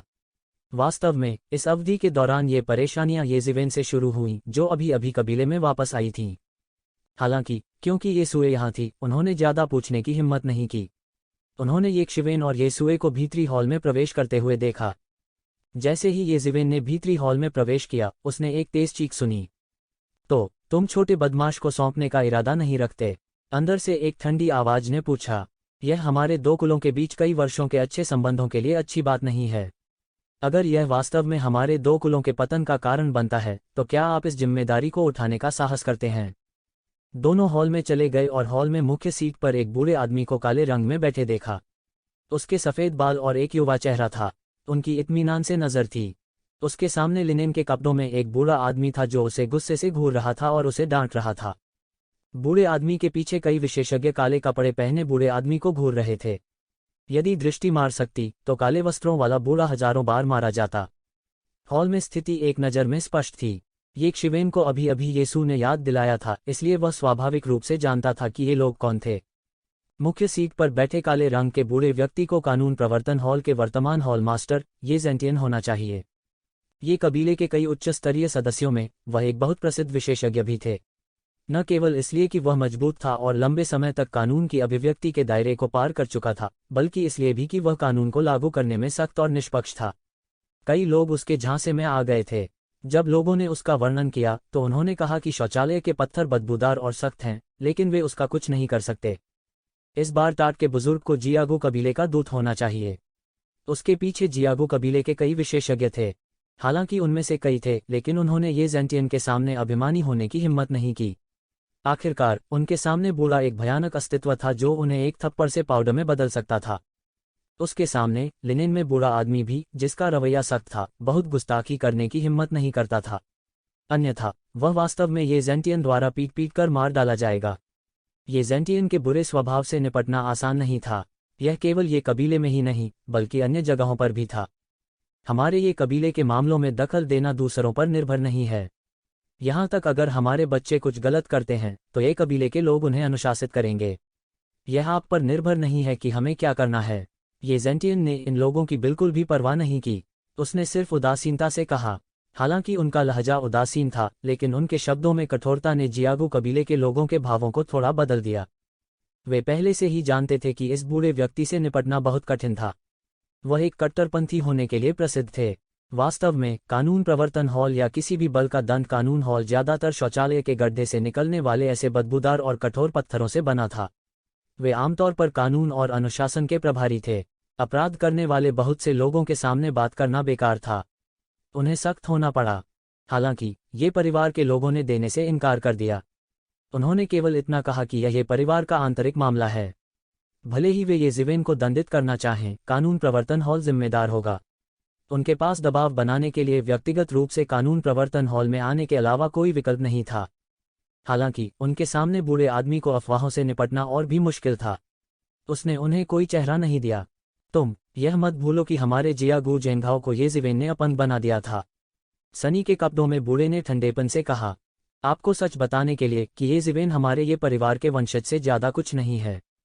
उन्होंने हमारे ये परिवार से कभी कोई प्रशिक्षण प्राप्त नहीं किया। तुम्हारा जियागू जेंघाओ उसे हरा भी नहीं सका। तो वह बर्बादी से ज्यादा कुछ नहीं है, बस इतना ही। अब मेरे लिए सही समय है कि मैं जल्द से जल्द उस नकली को उजागर करने में आपकी मदद करूं। उसे प्रशिक्षित करने का कोई मूल्य नहीं है। यदि आपके पास समय है तो आप प्रशिक्षित करने के लिए एक वास्तविक प्रतिभा की तलाश कर सकते हैं। ये जेंटियन ने बिना किसी शिष्टता के कहा। ये शिवेन ने अंदर आते ही यह सुना। उसे अचानक दबंगई महसूस हुई। यह एक कठोर और दबंग आभा थी जो उसकी हड्डियों से निकली थी। इस समय हॉल में मौजूद अन्य लोगों ने भी अंदर आए येसु और येशिवेन को देखा। तूजू ने तुरंत कदम आगे बढ़ाया और कहा, मास्टर, येज़िवेन यहाँ है। येज़िवेन ने ये जेंटियन और फिर येजू पर नजर डाली। यह पता चला कि येजू का मास्टर वास्तव में कानून प्रवर्तन हॉल का हॉल मास्टर था। कोई आश्चर्य नहीं कि लुओय शहर के शाखा परिवार और फुयांग शहर के बीच का विवाद सिर्फ एक वाक्य के साथ सुलझा लिया गया। अपने गुरु के रूप में ऐसे हॉल मास्टर के साथ येसुए को मूल रूप से यंग हॉल मास्टर के रूप में माना जा सकता है। जैसे ही उन्होंने येज़िवेन का नाम सुना, जियागू कबीले के विशेषज्ञों ने तुरंत अपना सिर घुमाया और तेज नजरों से येज़िवेन को देखा। इस अवधि के दौरान व्यस्त रहने वाला अपराधी कोई और नहीं बल्कि येशिवेन थी। जियागू कबीले ने येज़िवेन को मारने का आदेश भी जारी कर दिया था। शायद जियागू कबीले के लिए स्वर्ग के गौरव को खत्म करना कोई गंभीर झटका नहीं था, लेकिन जियागू कबीले की गरिमा को कलंकित नहीं किया जा सकता था। येज़िवेन ने अचानक महसूस किया कि उसके शरीर पर कुछ भयानक आभामंडल छाए हुए हैं। ये लोग अस्पष्ट दिखते थे, लेकिन वे शायद पहले से ही कानून के प्रकटीकरण क्षेत्र के 9वें स्तर के विशेषज्ञ थे। यह कहना कोई अतिशयोक्ति नहीं थी कि वे केवल दबाव के बल पर विधि प्रकटीकरण क्षेत्र के पहले या दूसरे स्तर के विशेषज्ञ को कुचलकर मार सकते थे। यदि किसी का दिमाग पर्याप्त रूप से दृढ़ नहीं होता तो वह शायद मौके पर ही गिर पड़ता। हालांकि उन्होंने गलत लक्ष्य चुना था। येज़िवेन निश्चित रूप से कानून घोषणा के दायरे के पहले या दूसरे स्तर पर एक मार्शल कलाकार नहीं थे जिसका उन्होंने अतीत में सामना किया था। उसकी त्वचा की सतह के नीचे उसके शरीर में दिव्यता स्वचालित रूप से प्रतिक्षेपित हुई और उसकी त्वचा की सतह को ढक लिया, जिससे बाहर का सारा दबाव अवरुद्ध हो गया। शक्तिशाली देवत्व की तुलना किस प्रकार के दबाव से की जा सकती है? येज़िवेन के शरीर में स्वर्ण देवत्व की तुलना में ये केवल महत्वहीन चालें थीं। यहाँ तक अगर वे दिव्यता की नाकाबंदी को तोड़ सकते थे तो वे येज़िवेन की दिव्य भावना को चोट नहीं पहुंचा सकते थे, जो हमेशा मिंगक्सिन प्राचीन वृक्ष से ढकी रहती थी। इसलिए येज़िवेन निस्संदेह उन लोगों में से एक थे जो इस दुनिया में इस तरह के दबाव से सबसे कम डरते थे। इस समय ये जेंटियन, जो मुख्य सीट पर बैठे थे, उनकी मदद के लिए बाहर आने का कोई इरादा नहीं लग रहा था। इसके विपरीत उसने येशिवेन को दिलचस्पी से देखा। वह देखना चाहता था कि येशिवेन इससे कैसे निपटती है, या येशिवेन कितने समय तक बनी रह सकती है। उन्होंने इस जीनियस के बारे में लंबे समय से सुना था जो हाल ही में ये परिवार में प्रसिद्ध हुआ था। यह देखने के लिए पर्याप्त था कि वह कितना प्रतिभाशाली था, क्योंकि वह मार्शल एसेंस टॉवर की 8वीं मंजिल को आसानी से पार कर सकता था। पहले उसने जियागू जेंघाओ को अपंग करने और ये परिवार को इस भंवर में खींचने का साहस किया। यह देखा जा सकता था कि उनकी ताकत असाधारण थी। वह षड्यंत्र कर रहा था और मुसीबत खड़ी करने की हिम्मत कर रहा था। वह सभी पहलुओं से बहुत संतुष्ट थे। यदि मार्शल एसेंस टॉवर की 8वीं मंजिल को तोड़ने की येज़िवेन की उपलब्धि उसके लिए कानून प्रवर्तन हॉल में भर्ती होने के लिए पर्याप्त नहीं थी, तो जियागू जेंघाओ के साथ बाद की लड़ाई ने उसे येज़िवेन की भर्ती करने के लिए प्रेरित किया। लॉ एन्फोर्समेंट हॉल ने जो किया वह लोगों को नाराज करने के लिए था। इसलिए परेशानी पैदा करने से न डरना भी एक बहुत ही महत्वपूर्ण मानक था। अगर कोई केवल हर दिन लोगों को नाराज करने के बारे में सोचता तो कानून प्रवर्तन हॉल का काम बेकार था। ये शिवेन बस मुस्कुराए और एक कदम आगे बढ़ गई। वह जबरदस्ती जिसने मूल रूप से उसके शरीर को ढक दिया था, एक पल में बिना किसी निशान के गायब हो गई। उसने एक कदम आगे बढ़ाया, अपने हाथों को प्रणाम किया और कहा, ये जिवेन ने हॉल मास्टर को बधाई दी। सभी ने ये शिवेन को कुछ आश्चर्य से देखा। उन्हें उम्मीद नहीं थी कि वह आसानी से एक कदम से ही दबाव से बाहर निकल जाएगा, जैसे कि उसका कोई अस्तित्व ही नहीं था। चाहे वह ये जेंटियन था, टाट पहने बूढ़ा आदमी, या जियागू कबीले के स्वामी, वे मदद नहीं कर सकते थे लेकिन महसूस करते थे कि यह आदमी वास्तव में असाधारण था। हालांकि जिस तरह से ये जेंटियन ने ये जिवेन को देखा वह अधिक से अधिक प्रशंसनीय था। जियागू कबीले के विशेषज्ञों की आंखें और भी अधिक जानलेवा इरादे से भरी हुई थीं। उन्होंने ये शिवेन के प्रति अपने जानलेवा इरादे को नहीं छुपाया। यह केवल इसलिए नहीं था कि उसने जियागू जेंगहाओ को अपंग कर दिया था, बल्कि इसलिए भी कि पूरे 100 क्लान अलायंस के लिए क्षमता के साथ ऐसे युवा विशेषज्ञ का होना अच्छी बात नहीं थी। अच्छा, तुम मेरे ये परिवार के एक आदमी होने के योग्य हो। ये जेंटियन ने संतोष के साथ सिर हिलाया, फिर कहा, क्या जियागू कबीला नहीं चाहता था कि हम आपको स्पष्टीकरण दें? यह सही है, कोई कारण नहीं है, यह एक तथ्य है कि हमारे कबीले की प्रतिभा अपंग थी। यदि आप हमें स्पष्टीकरण नहीं देते हैं तो हम इसे जाने नहीं देंगे। टाट ओड़े बूढ़े ने जल्दी से कहा, चूंकि आप स्पष्टीकरण चाहते हैं तो हम आपको स्पष्टीकरण देंगे। ये जेंटियन ने एक उपहास के साथ कहा, ये जिवेन, क्या तुम अपना अपराध जानती हो? ये जिवेन चौंक गई। वे उससे पूछताछ करने क्यों आए? हालांकि जब उसने ये जेंटियन को फिर से देखा तो उसकी आंखों में कठोरता का कोई निशान नहीं था। उसने तुरंत आराम किया और स्पष्ट स्वर में कहा, मुझे नहीं पता कि मैंने क्या अपराध किया है। यह अपरिहार्य है कि मार्शल आर्ट प्रतियोगिता में आकस्मिक चोटें होंगी। यह भी अपरिहार्य है।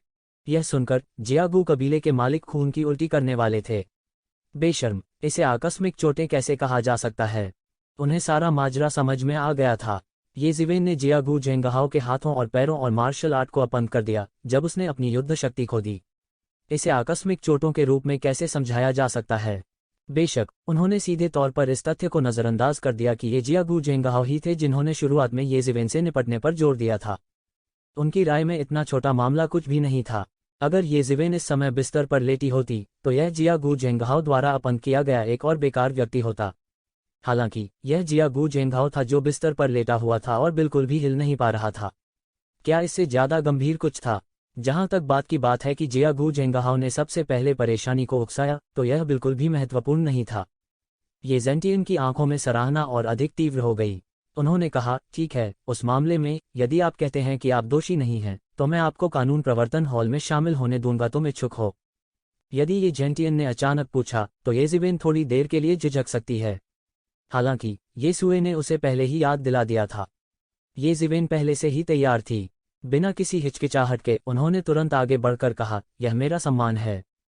हाँ, अच्छा है, मैं आज आपको हमारे कानून प्रवर्तन हॉल में शामिल होने के लिए व्यक्तिगत रूप से स्वीकृति दूंगा। बाद में ये सुए व्यक्तिगत रूप से आपको औपचारिकताओं से गुजरने और टोकन प्राप्त करने के लिए ले जाएगी। ये जेंटियन जोर से हंसा। दूसरी तरफ टाट पहने बूढ़े और जियागू कबीले के उस्तादों ने उन दो लोगों को देखा जो एक दूसरे को गूंज रहे थे। वे थोड़े हक्का बक्का रह गए। हालांकि वे जल्द ही गुस्से से अभिभूत हो गए। उनके शरीर थोड़े कांप रहे थे। वे क्रोध से कांप रहे थे। व्याख्या, यह वह स्पष्टीकरण था जो ये कबीला उन्हें देना चाहता था। अपने कबीले के स्वर्ग के गौरव को अपंग करने वाले अपराधी को न केवल दंडित किया गया बल्कि कानून प्रवर्तन हॉल में भर्ती भी किया गया। क्या कुछ कहने की जरूरत थी?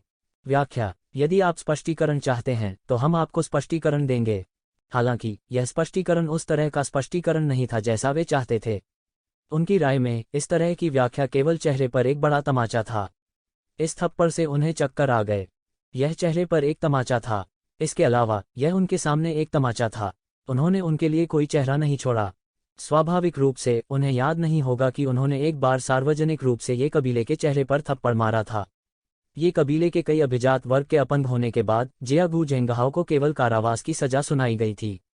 यह कहा जा सकता है कि ये कबीला अपने गुस्से पर काबू पा रहा था और अपने चेहरे पर थप्पड़ मारने के लिए सही समय का इंतजार कर रहा था।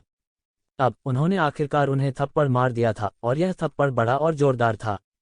आप हॉल मास्टर, क्या आप ऐसा करके हमारे दोनों कुलों की दोस्ती को नजरअंदाज कर रहे हैं? क्या तुम इस हत्यारे की रक्षा करने जा रहे हो? टाट ओड़े बूढ़े ने अपनी शांति को दबाते हुए कहा, दफा हो जाओ, हमारे दो कुलों के बीच कोई दोस्ती नहीं है। अगर है तो यह खून का झगड़ा है।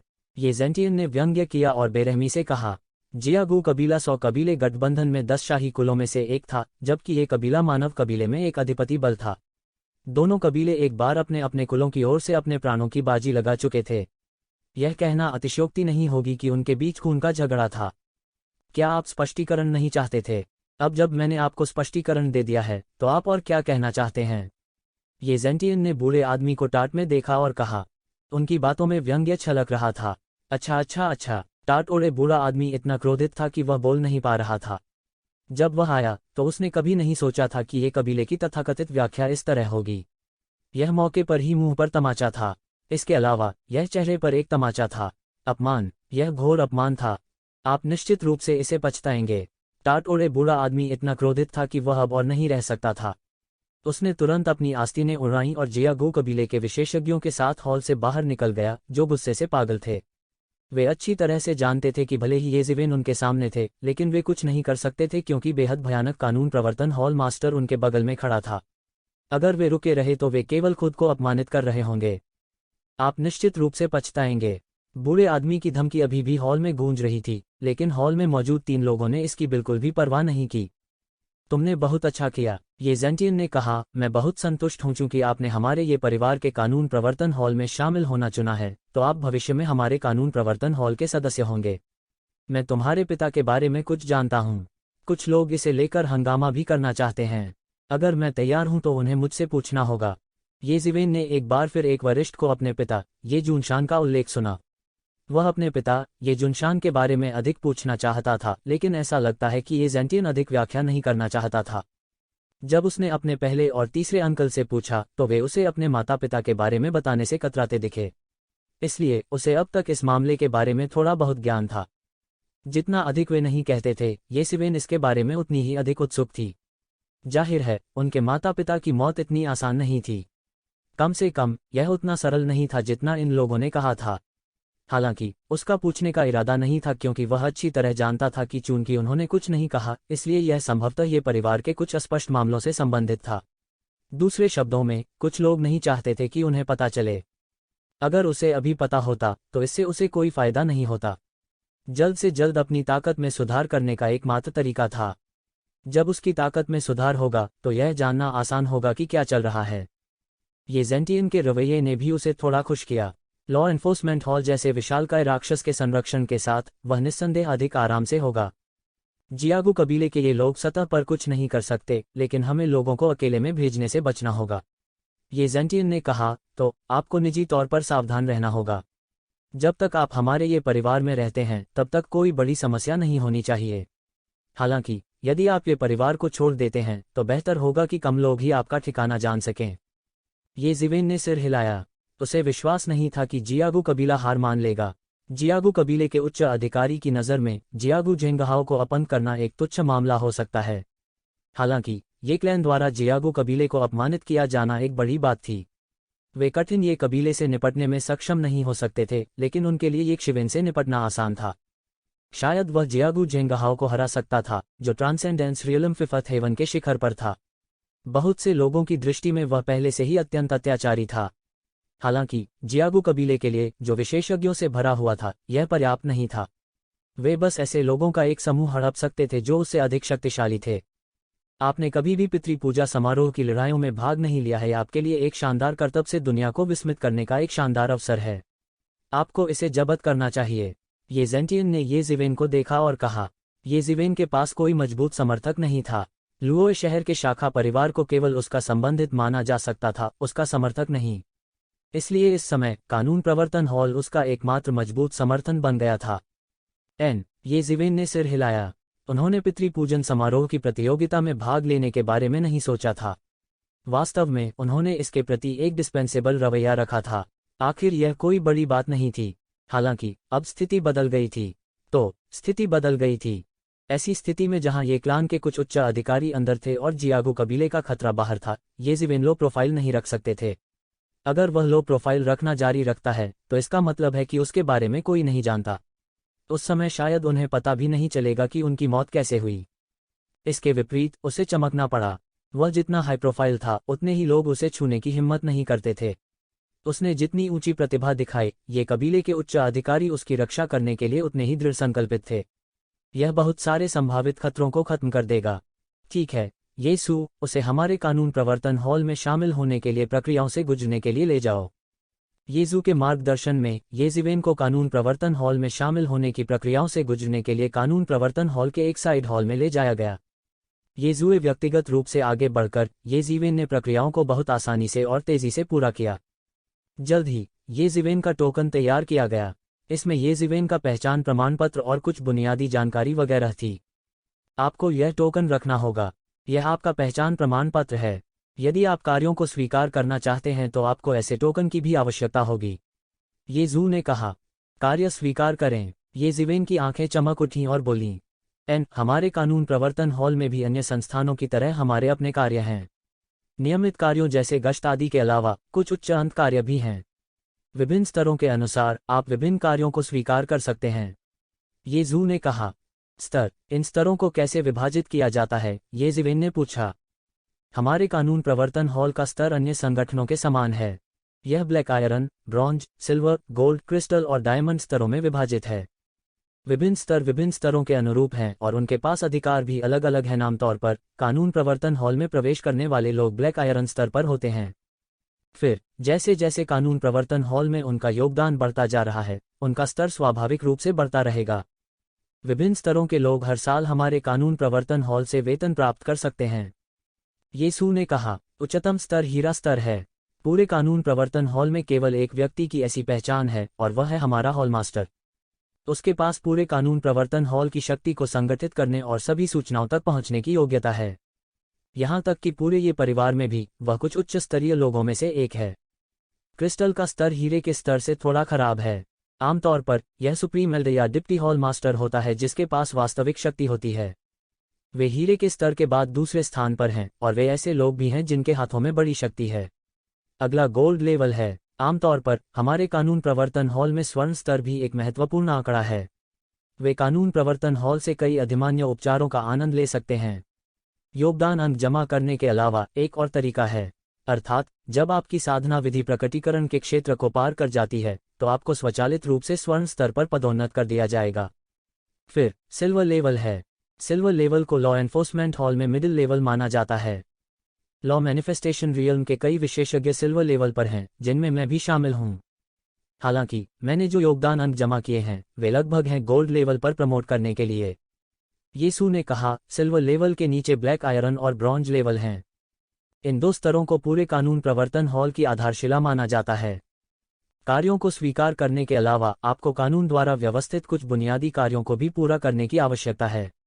समय समय पर प्रवर्तन हॉल, उदाहरण के लिए गश्त करना, कुछ पारिवारिक विवादों को सुलझाना इत्यादि। बेशक आपकी ताकत और इस तथ्य को देखते हुए कि आपने ये परिवार में एक महान योगदान दिया है, कानून प्रवर्तन हॉल में प्रवेश करते ही आपको सिल्वर स्तर पर पदोन्नत किया जाएगा। आपको उन थकाऊ और तुच्छ कार्यों को करने की आवश्यकता नहीं होगी। येशिवेन यहाँ तक सुनने के बाद समझ गई। गोल्ड लेवल, क्रिस्टल लेवल और डायमंड लेवल ऊपरी स्तर थे। सिल्वर स्तर मध्य स्तर था और कांस्य और ब्लैक आयरन स्तर निचला स्तर था। आगे बढ़ने के लिए योगदान अंक जमा करने के अलावा एक और तरीका था और वह था अपनी ताकत को बढ़ाना। निश्चित रूप से यह एक ऐसी दुनिया थी जहां मजबूत का सम्मान किया जाता था। दूसरों को योगदान अंक जमा करने के लिए सख्त संघर्ष करने की जरूरत थी, जबकि मजबूत आसानी से अधिमान्य उपचार और अग्रिम प्राप्त कर सकते थे। मानव अधिकारों के लिए ताकत ही एकमात्र तरीका था। ताकत के बिना कुछ भी नहीं था। हालांकि येशुए के शब्दों ने भी उसे राहत की सांस दी। यदि उसे वे थकाऊ कार्य प्रतिदिन करने पड़ते, जैसे कि विभिन्न शहरों में गश्त करना आदि, तो शायद वह अचानक पागल हो जाता। चांदी का स्तर बहुत ऊंचा स्तर नहीं था, लेकिन यह उसे काफी परेशानी से बचा सकता था। तुमने सुना नहीं, यहाँ तक येशुई भी अब केवल सिल्वर स्तर पर थी, इसलिए परवाह करने के लिए कुछ भी नहीं था। येशिवेन की खपत अब विशेष रूप से स्पिरिट क्रिस्टल और ब्लड स्टोन की थी। वह चिंतित था कि उसके पास पुनःपूर्ति का एक स्थिर स्रोत नहीं था। अब एक उसे सौंप दिया गया था। जब तक वह लॉ एनफोर्समेंट हॉल के कार्यों को पूरा करना जारी रख सकता है, तब तक उसके स्पिरिट क्रिस्टल लगातार भरते रहेंगे। अन्यथा कानून प्रवर्तन हॉल का वार्षिक वेतन औसत व्यक्ति के अभ्यास के लिए पर्याप्त नहीं था। कहने की बात नहीं है, येशिवेन लिंकी की बड़ी उपभोक्ता थी। यह पर्याप्त नहीं था। इसके अलावा जैसे जैसे उनकी ताकत में सुधार होता गया, मूल स्पिरिट क्रिस्टल धीरे धीरे अपर्याप्त होने लगे। हर बार प्रचार करने पर लिंकी के लिए उनकी मांग तेजी से बढ़ जाती थी। एक मिनट रुकिए, मैं टास्क हॉल में जाऊंगा यह देखने के लिए कि क्या कोई कार्य है जिसे मैं स्वीकार कर सकता हूं। ये ज़िवेन ने कहा, मुझे अब स्पिरिट क्रिस्टल की तत्काल आवश्यकता है, इसलिए मुझे कुछ कार्यों को स्वीकार करने की आवश्यकता है जो स्पिरिट क्रिस्टल कमा सकते हैं। इसके बारे में बात करते हुए, एक कार्य है जिसे मैंने व्यक्तिगत रूप से स्वीकार करने का इरादा किया था, लेकिन अब मुझे अपने मास्टर के साथ बंद कमरे में प्रशिक्षण लेना होगा। मुझे डर है कि मैं लंबे समय तक बाहर नहीं आऊंगा। मुझे डर है कि मुझे आधा साल इंतजार करना पड़ेगा। ये सुए ने कहा। आधा साल? तो आप पितृ पूजा समारोह में भाग नहीं लेंगे? ये ज़िवेन ने पूछा। 3 महीने में होगा पितृ पूजन समारोह। अगर उन्हें बंद कमरे के प्रशिक्षण से बाहर आने के लिए आधा साल इंतजार करना पड़ा तो निश्चित तौर पर वे पितृ पूजन समारोह में हिस्सा नहीं ले पाएंगे। ठीक है, यह पितृ पूजा समारोह मेरे लिए कुछ भी नहीं है। मैंने अतीत में कई बार इसमें भाग लिया है, इसलिए मुझे खुद को साबित करने के लिए पुश्तैनी पूजा समारोह में भाग लेने की आवश्यकता नहीं है। ये सुए ने कहा। ये ज़िवेन ने सिर हिलाया। वास्तव में ऐसा ही था। शाखा परिवारों के कई युवा विशेषज्ञ और मुख्य परिवार पितृ पूजा समारोह में भाग लेने के लिए उत्सुक थे। वे रातों रात प्रसिद्ध हो जाना चाहते थे। हालांकि ये फेंग, येसु और अन्य पहले से ही कई वर्षों से प्रसिद्ध थे, इसलिए उन्हें पितृ पूजन समारोह में खुद को साबित करने की जरूरत नहीं पड़ी। यह कोई आश्चर्य नहीं था कि ये जेंटियन ने कहा था कि वह अन्य संगठनों के विशेषज्ञों के साथ प्रतिस्पर्धा करने के लिए कानून प्रवर्तन हॉल का प्रतिनिधित्व करेगा। ये शिवेन ने सोचा था कि येसुए भी वहां होगी, इसलिए येसुए पैतृक पूजा समारोह में भाग नहीं लेगी। हालांकि इसका मतलब यह नहीं था कि शिवेन आसानी से चैंपियनशिप जीत सकती थी। आखिरकार हर बार कुछ काले घोड़े निकल आते। वहां हमेशा कुछ छिपे हुए काले घोड़े होंगे जिनके बारे में कोई नहीं जानता होगा और एक झटके में आसमान में उड़ जाएगा। मूल रूप से मैंने व्यक्तिगत रूप से इस कार्य में भाग लेने की योजना बनाई थी, लेकिन अब आप इस कार्य को पूरा करने के लिए मेरी जगह ले सकते हैं। ये जू ने कहा। यह किस प्रकार का कार्य है? ये ज़िवेन ने पूछा। पितृ पूजा समारोह से पहले अभी भी 3 महीने बाकी थे, इसलिए उसके पास कई कार्यों को पूरा करने के लिए अभी भी पर्याप्त समय था। यह एक शिकार का काम है।